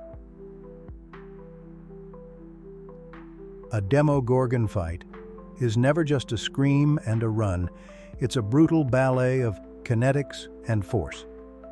Imagine Dustin, wielding a modified baseball bat wrapped in barbed wire, striking out at the creature. The impact force of his swing, calculated by mass times acceleration, would be significant. The bat, a lever, amplifies his muscular output. When it connects with the creature's leathery hide, the transfer of momentum would ripple through its body. Perhaps the Demogorgon's exoskeleton-like skin, a dense matrix of keratin and chitin-like proteins, is designed to absorb and dissipate such forces, much like an insect's hardened cuticle. But sustained blows, particularly to vulnerable areas like the opening maw or the joints of its limbs, could exceed its material strength and cause structural damage. The pressure exerted by its claws, capable of tearing through flesh and bone, would demonstrate a significant compressive strength, its musculature engineered for brutal efficiency. In the chaotic environment of a 2000s Demogorgon fight, the absence or manipulation of light would be paramount. The creature, adapted to the gloom of the Upside Down, might have tapetum lucidum behind its retina, like a cat, reflecting any available light back through its photoreceptors to enhance low-light vision. But in a completely dark room, with only the pulsing light of a flip phone screen or the flickering glow of a broken fluorescent bulb, its advantage diminishes. Our heroes, relying on their rods and cones in their own retinas, would struggle, their visual acuity severely compromised. This is where sound, whether the roaring music or the desperate whispers, becomes the primary navigation tool. The sound localization ability of the human ear, which relies on the slight interaural time differences and intensity differences of sound waves reaching each ear, becomes critical for discerning the creature's position in the dark. Beyond the immediate physical and sensory aspects, there's a deeper scientific truth about these kids and their music. Neuroplasticity. The developing brains of adolescents are incredibly malleable, constantly forming and pruning neural connections based on experience. Facing repeated trauma, like Demogorgon Fights, fundamentally rewires the brain, often leading to conditions like PTSD. However, the shared experience of battling these horrors, soundtracked by their generation's defiant anthems, also fosters incredible resilience.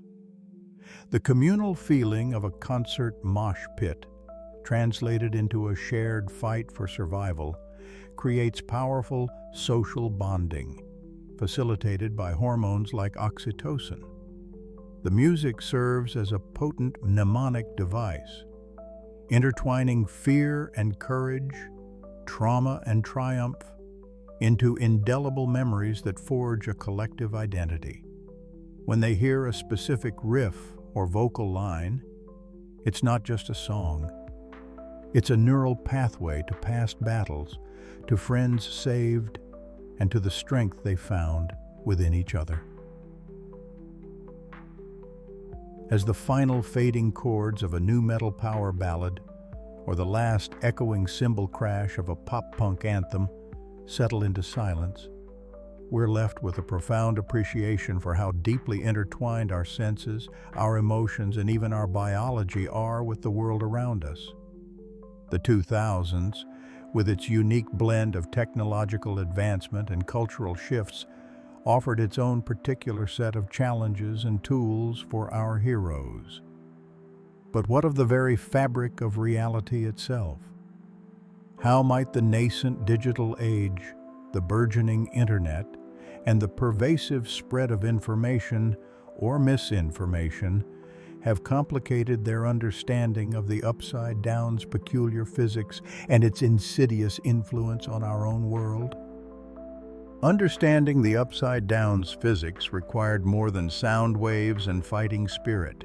It required investigation, observation, and sometimes that meant venturing into the flickering beacons of light and sound that punctuated every suburb, the Blockbuster, the arcade.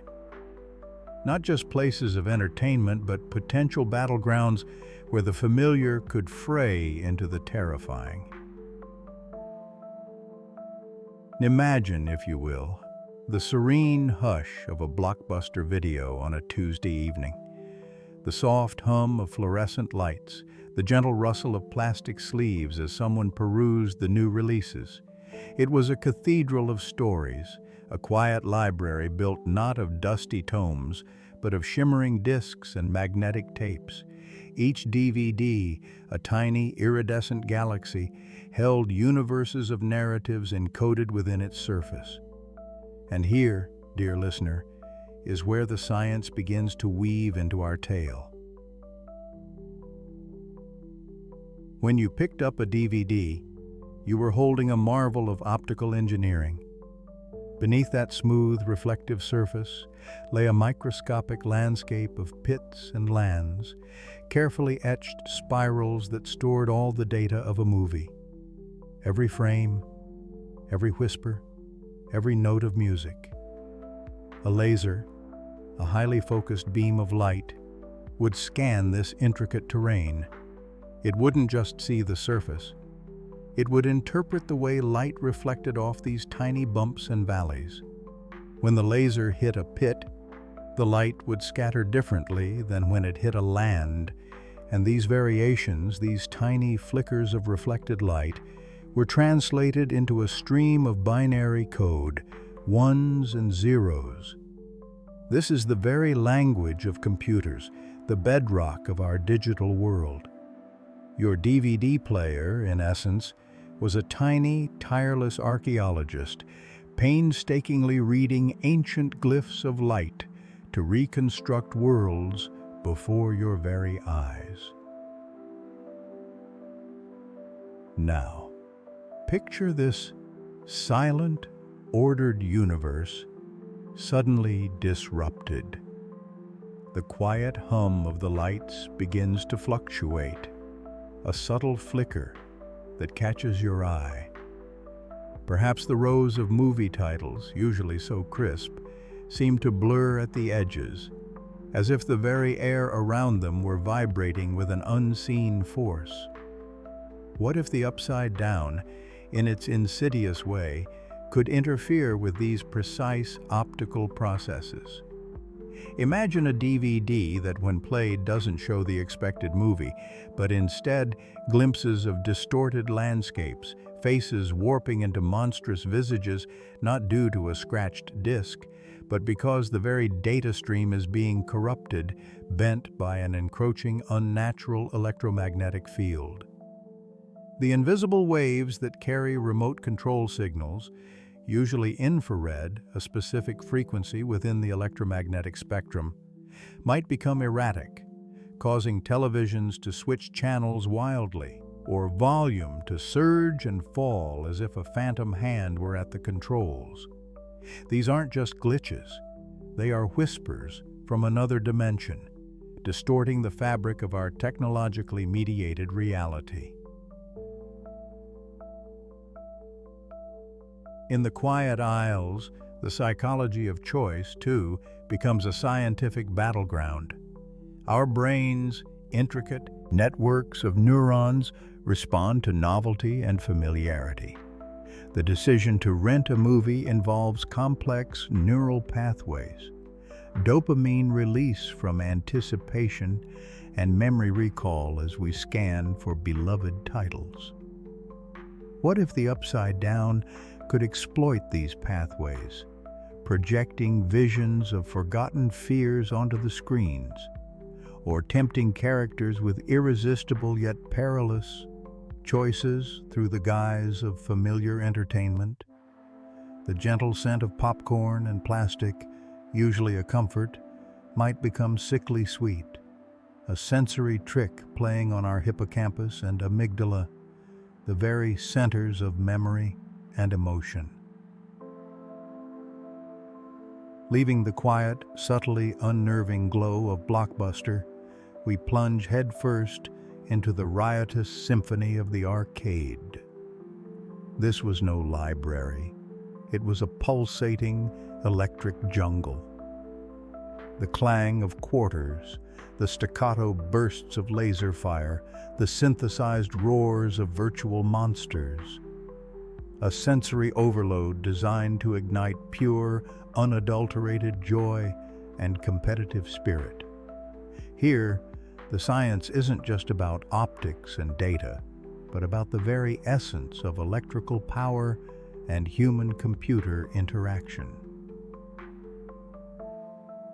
Every arcade cabinet was a testament to the power of electricity. Beneath their flashy exteriors lay intricate printed circuit boards, veritable cities of microscopic components. Transistors, acting as tiny, lightning-fast switches, guided the flow of electrons, creating the logic that powered your game. A microprocessor, the brain of the machine, would execute millions of these switches every second, taking your joystick input, an electrical signal, and translating it into the on-screen action. The lights, the sounds, the vibrations, all manifestations of carefully controlled electrical currents. This constant high-energy pulse could serve as a powerful beacon, a buzzing lure for entities from another realm. Imagine the arcade's vibrant energy suddenly turning sour. The flashing lights, usually a kaleidoscope of primary colors, might shift to unsettling, sickly hues, a distortion of the visible spectrum. The range of wavelengths, our photoreceptors, the rods and cones in our eyes, are designed to perceive. The vibrant blues might deepen into a bruise-like purple, the electric reds into an angry, almost metallic rust. Sound waves, usually a harmonious cacophony, could twist into grating dissonances, frequencies too high or too low for comfort, vibrating through your chest, not just your ears. The arcade, a place of joyous noise, could become a chamber of auditory horror, each electronic shriek and groan a portal for fear. And those iconic CRT screens, cathode ray tube displays, in the early 2000s, they were ubiquitous. These weren't flat modern screens. They were deep, heavy boxes, housing a vacuum tube with an electron gun at the back. This gun fired a beam of electrons towards the screen, which was coated with phosphors. Tiny electromagnetic coils would then steer this electron beam, sweeping it across the screen horizontally and vertically, causing the phosphors to glow and create the image. It was a ballet of electrons and magnetic fields. What if the upside down could manipulate these magnetic fields? The result wouldn't just be a glitch. It could be a horrifying distortion of reality, faces melting on screen, static blossoming into shadowy figures, or even, in a terrifying surge of energy, a screen rippling open like a dark, liquid portal. Gaming, too, taps deep into our neurochemistry. The thrill of victory, the rapid feedback loops, the instant gratification. These stimulate the release of dopamine, a neurotransmitter associated with pleasure and reward. An arcade game wasn't just entertainment. It was a carefully engineered dopamine delivery system. If the upside down could amplify this effect, making games irresistible, players could find themselves ensnared, unwilling or unable to pull away, their minds trapped by an unnatural compulsion as their bodies became vulnerable in the physical world. These places, the quiet Blockbuster and the roaring arcade, are more than mere backdrops. They are highly specific scientific environments, each with its own vulnerabilities and potential strengths against an encroaching alternate dimension. The precise optics of one, the raw electronic power of the other, offer both weaknesses for creatures to exploit and opportunities for our young heroes to understand and, perhaps, to fight back. But what happens when the signals from that other world aren't just subtle distortions, but direct pleas for help? We'll explore that next, as our attention shifts from the battles fought in these familiar zones to the desperate attempts at communication across the cosmic divide. Those desperate attempts at communication, those pleas for help from across the divide, they left marks, permanent marks. In a world just awakening to the internet's boundless possibilities, where data flowed through wires with newly discovered freedom, the whispers of another dimension didn't just seep in, they scarred. The 2000s were a time when our lives were becoming intricately woven with the invisible threads of information. We were connecting, communicating, and storing our memories in ways unimaginable just decades before. And yet this very interconnectedness, this reliance on precise digital signals, would have made us exquisitely vulnerable to the chaotic touch of the supernatural. Think about the delicate dance of electromagnetic fields, EMF, that orchestrate our digital world. Every call, every email, every streaming video, every Wi-Fi signal, they all rely on specific frequencies within the electromagnetic spectrum, a vast ocean of invisible energy waves. Our cell phones, for example, communicate by sending and receiving radio waves, tiny fluctuations in these fields, encoding our voices and data into patterns of zeros and ones.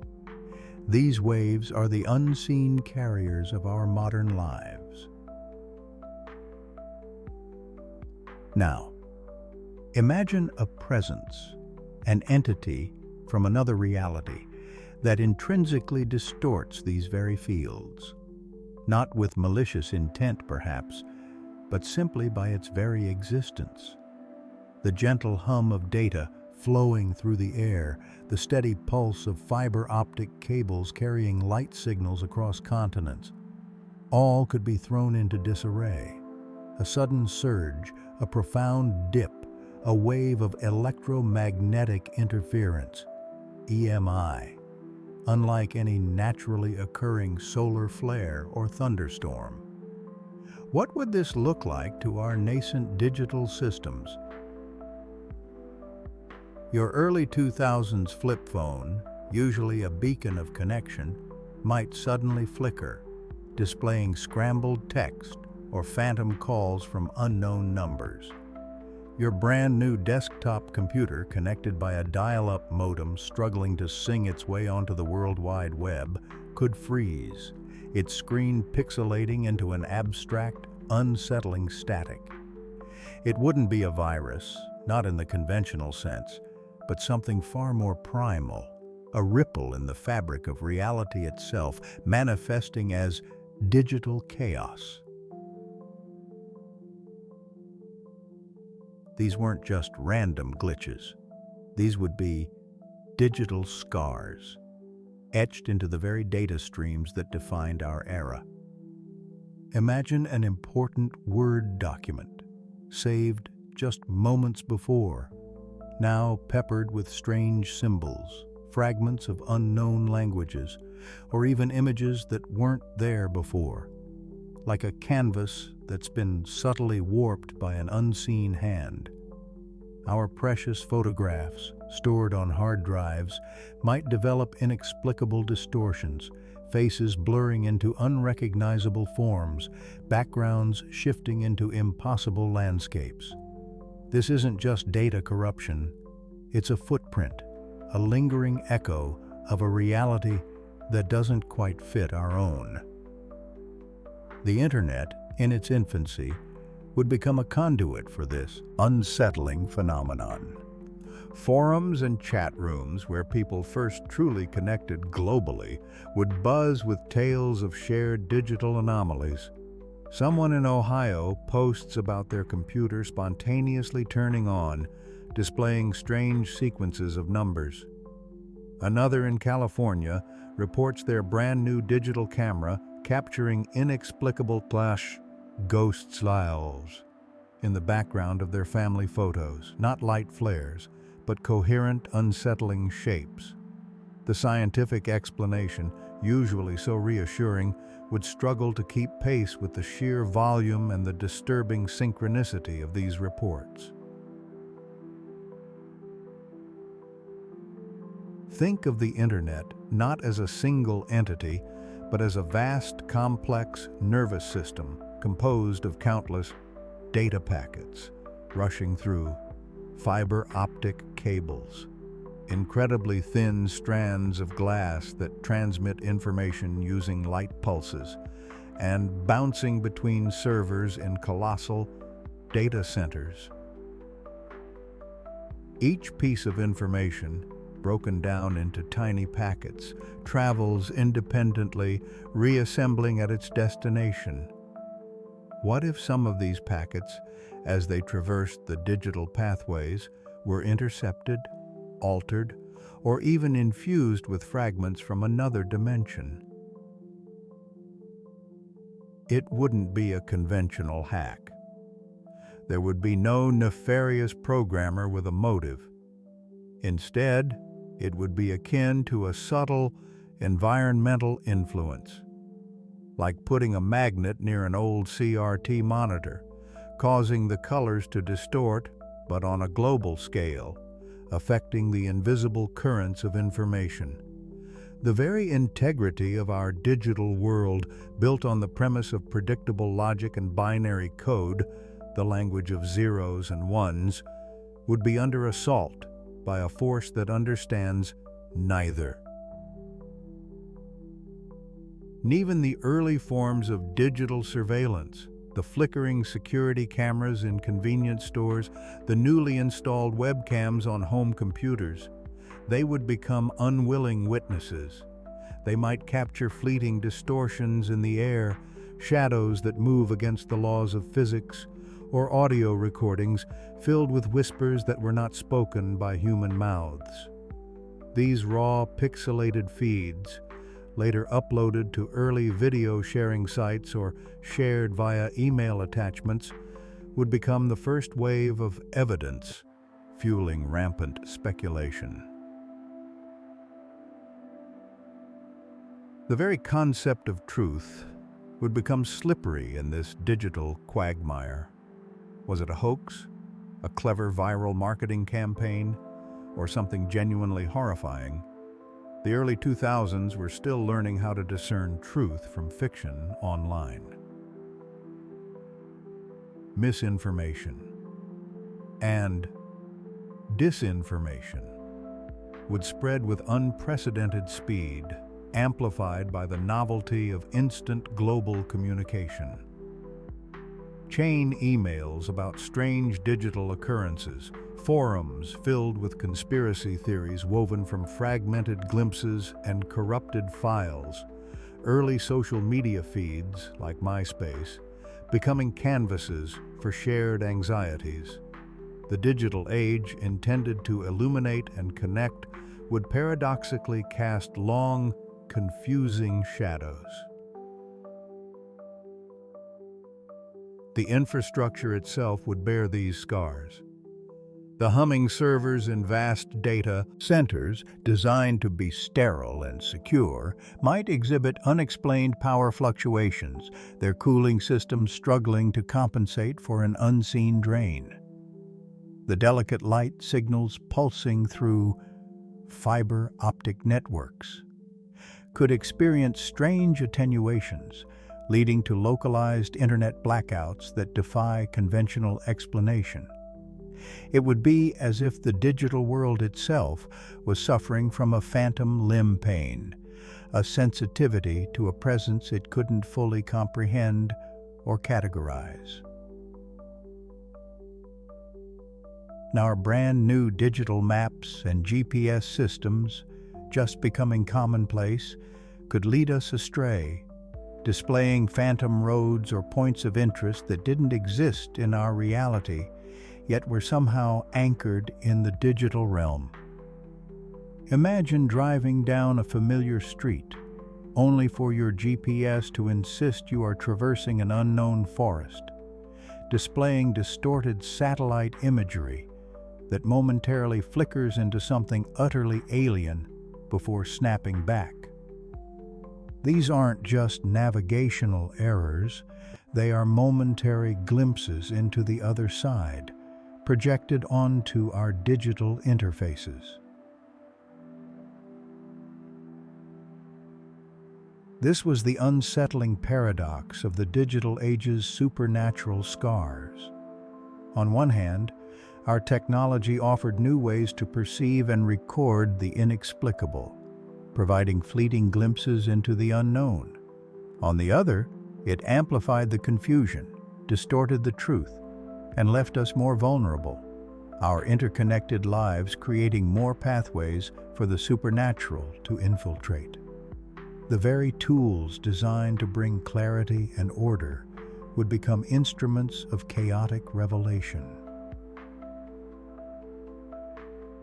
The digital scars wouldn't just be lines of code or flickering pixels, they would be etched into the collective consciousness, a shared digital folklore born of corrupted data and inexplicable events. They would be the lingering whispers in the static, the unsettling patterns in the corrupted JPEG, the phantom vibrations of a cell phone that received a call from nowhere.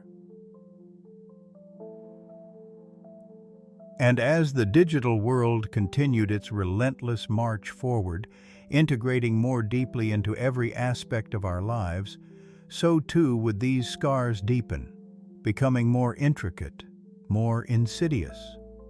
The question wouldn't just be what lurked in the shadows, but what kind of shadow it could cast across our screens and into our data streams, making us wonder just what other unexpected interactions might arise as our world embraced the future.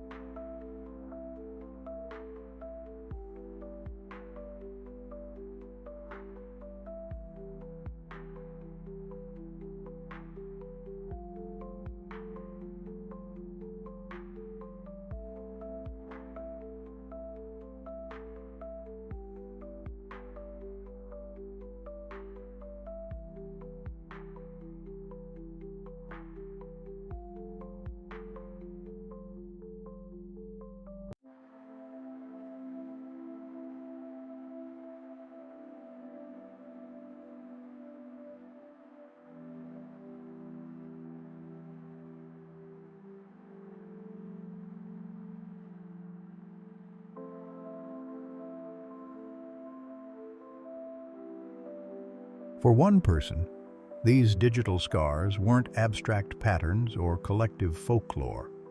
They were personal, immediate, terrifying. In one particular home, a quiet storm was brewing as buzzing modems and flickering screens began to spell out a message only a mother could understand. Imagine, if you will, the stillness of a night broken not by a sudden clap of thunder, but by something far more subtle, more unsettling. The whisper of a flickering light, the hum of a refrigerator suddenly erratic, the faint crackle on an old landline phone. This was the world Joyce Byers found herself navigating, a world where the familiar rhythms of electricity seemed to dance to a tune only she could discern. Joyce, a pragmatic soul, wasn't one to jump to conclusions. Her first thoughts, as many of us would have, drifted to the mundane. A worn-out circuit, a power surge from the aging grid. She might have checked the breaker box, its chunky switches standing like sentinels against the wall, ensuring each part of her home received its steady flow of power. She might have called an electrician, a kind soul who, after hours of poking and prodding with his multimeters and wire testers, would find nothing. A baffling, empty diagnosis that left Joyce not relieved, but even more bewildered. You see, our modern lives, especially as we stepped into that new millennium, are utterly interwoven with the invisible fabric of electromagnetism. Every light that brightens a room, every radio wave that carries a song, every signal that allows your cell phone to connect, these are all manifestations of this fundamental force. Light itself, that gentle glow from a bedside lamp, is a stream of tiny energy packets called photons, traveling as waves across the electromagnetic spectrum. When a light flickers, it's often a momentary hiccup in the steady flow of electrons, those minuscule particles that carry electric charge through wires. But what if the hiccup wasn't in the wires, but in the very air around them? What if an unseen force was nudging these electrons, whispering disturbances into their orderly dance? This question began to haunt Joyce. The disturbances weren't random, they felt intelligent, deliberate. They started small, perhaps with the old stereo system in the living room, suddenly spitting static on a frequency that was usually crystal clear. Radio waves, those invisible messengers that hum all around us, are also part of the electromagnetic family.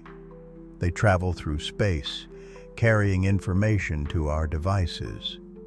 But a strong, localized burst of electromagnetic energy, like a ripple in a calm pond, can disrupt these waves, twisting their pristine paths into a cacophony of white noise. Think of it like trying to hear a soft melody in a room suddenly filled with a loud, unexpected roar. The original melody is still there, but it's utterly overwhelmed. Then came the televisions. In the 2000s, our TVs were still mostly big boxy friends, their cathode ray tubes, painting pictures with beams of electrons. A strange, shimmering snow would sometimes appear, or the picture would distort, lines rippling like water. This wasn't just a poor signal. It was often a sign of electromagnetic interference, a ghost in the machine generated by something intensely powerful nearby. Our eyes, you see, perceive light as an electromagnetic wave, and the TV screen is essentially a controlled light show. When an outside electromagnetic field suddenly bombards the delicate dance of electrons within the TV, it throws the whole performance into disarray, creating those unsettling visual glitches. Joyce started to keep a journal, not just of mundane tasks, but of these strange occurrences. She'd mark down the time, the device, the nature of the interference. Her old Nokia phone, a sturdy brick of plastic and microchips, might suddenly drop a call for no reason or emit a strange, garbled buzz that sounded almost like a choked whisper. These early cell phones relied on radio waves to communicate with distant towers, converting our voices into electromagnetic signals and back again. Any powerful, localized electromagnetic field could easily scramble these delicate transmissions, turning a clear conversation into a jumbled mess of digital noise. As her traditional explanations withered away, Joyce, a woman now truly wired with anxiety and determination, turned to the burgeoning landscape of the 2000s internet. The familiar, drawn-out whine of the dial-up modem connecting to the World Wide Web would have filled her small study, a digital gateway to a realm of information both profound and bewildering. With fingers trembling slightly, she'd type phrases into early search engines. Electromagnetic interference unexplained, electrical anomalies, homes, government experiments, psychic phenomena. The internet of the 2000s, a wild west of information, was ripe with forums and websites dedicated to the unexplained, to the whispers of secret projects and hidden powers. She might have stumbled upon discussions about Project MK Ultra, a real historical CIA program, though from an earlier era, that experimented with mind control and psychic abilities, the very concept of which, even decades later, could ignite a firestorm of speculation in the digital realm.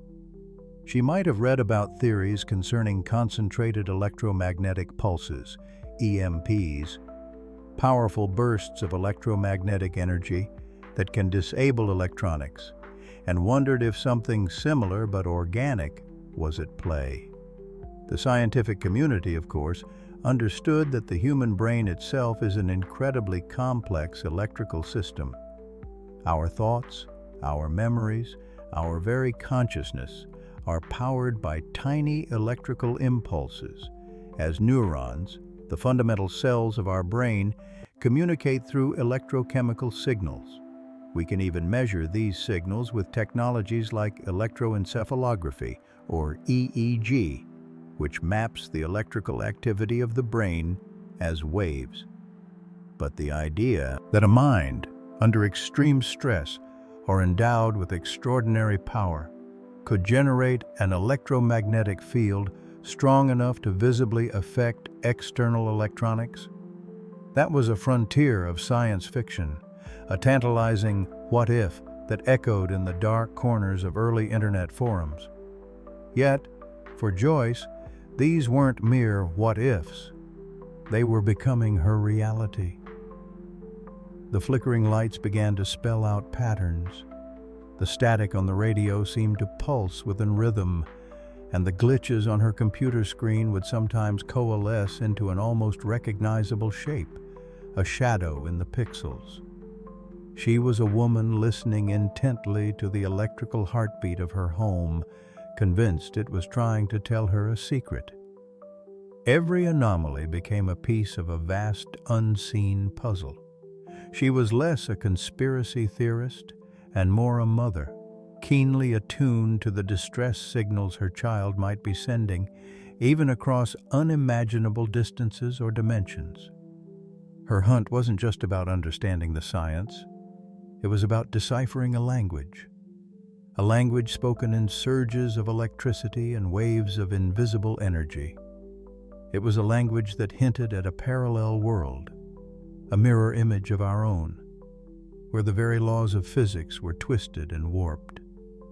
And as Joyce delved deeper into this wired wonderland, her quest would soon lead her not just to answers, but to a desperate, terrifying truth, hidden just beneath the surface of her ordinary 2000s life. And so, with her resolve hardening, we leave Joyce for a moment, her gaze fixed on the flickering screen of her computer, the faint glow illuminating a path into the unknown. Her journey, like so many others in Hawkins, was just beginning, each thread of discovery weaving into a larger tapestry of truth. Good night, sleepyhead. We've journeyed far tonight, haven't we? We closed our eyes and imagined a world that felt both familiar and wonderfully strange, a beloved tale rewoven with the threads of the early 2000s like a cherished lullaby hummed with a subtly different melody. We stepped away from the comforting, crackling warmth of the 1980s, finding ourselves instead amidst the nascent digital hum of a new millennium. Remember how we considered the gentle whir of dial-up internet, slowly connecting our young heroes to nascent forums and digital libraries, rather than relying solely on dusty library microfiches? We pictured the sleek yet still somewhat clunky flip phones, a silver or blue shell containing a fragile lifeline. These weren't just devices.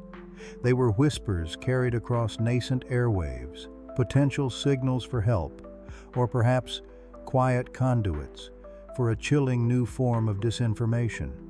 The world was on the cusp, remember?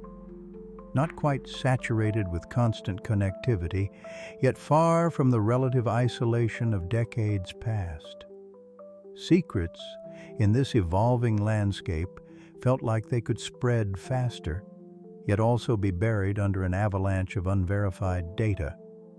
It was a time of transition, a delicate balance between old ways and new, and in that balance, our story found its unique rhythm. Our intrepid young adventurers remained, spirits just as brave, friendships just as fierce, but their world had subtly recalibrated. Their bikes still carried them through sun-dappled suburban streets, yes, but perhaps their backpacks also cradled early MP3 players, tiny repositories of pop-punk anthems or R&B grooves that provided the soundtrack to their daring quests. Their communal gatherings might have involved more than just Dungeons and Dragons. Perhaps the soft glow of a PS2 or an original Xbox screen cast dancing shadows in their basements, offering new kinds of fantastical realms to explore. The essence of childhood wonder, that insatiable curiosity, remained beautifully intact, but its expression was nuanced, painted with the vibrant hues of early 2000s culture, a different tapestry, but one still rich with the threads of imagination and camaraderie.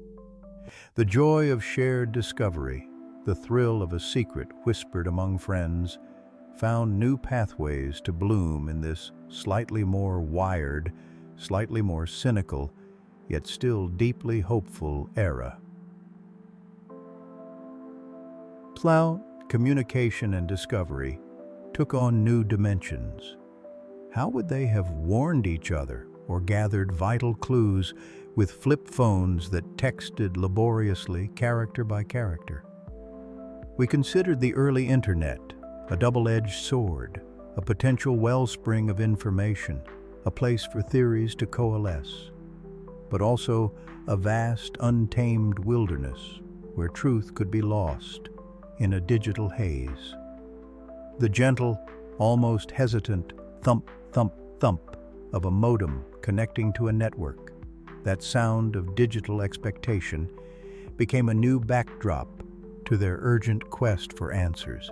This delicate dance between connection and exposure added another layer of suspense to their already perilous journey, forcing them to adapt, to innovate, to rely on their wits and their unwavering trust in each other even more profoundly. The adults, the authorities, the ever-present veil of secrecy, all cast different shadows in this post-9/11 world where strange occurrences in Hawkins might be viewed through lenses of heightened surveillance and control. Perhaps surveillance was heightened, information flows more controlled, yet also potentially more prone to digital leaks. The shadow of governmental agencies, now perhaps more tactical, more equipped with burgeoning digital tools, would cast a different kind of pall over their investigations. The quiet click of an early digital camera capturing a grainy, low-resolution image might be dismissed as a hoax on a nascent online forum, or conversely, it could be amplified into a viral mystery before being swiftly suppressed.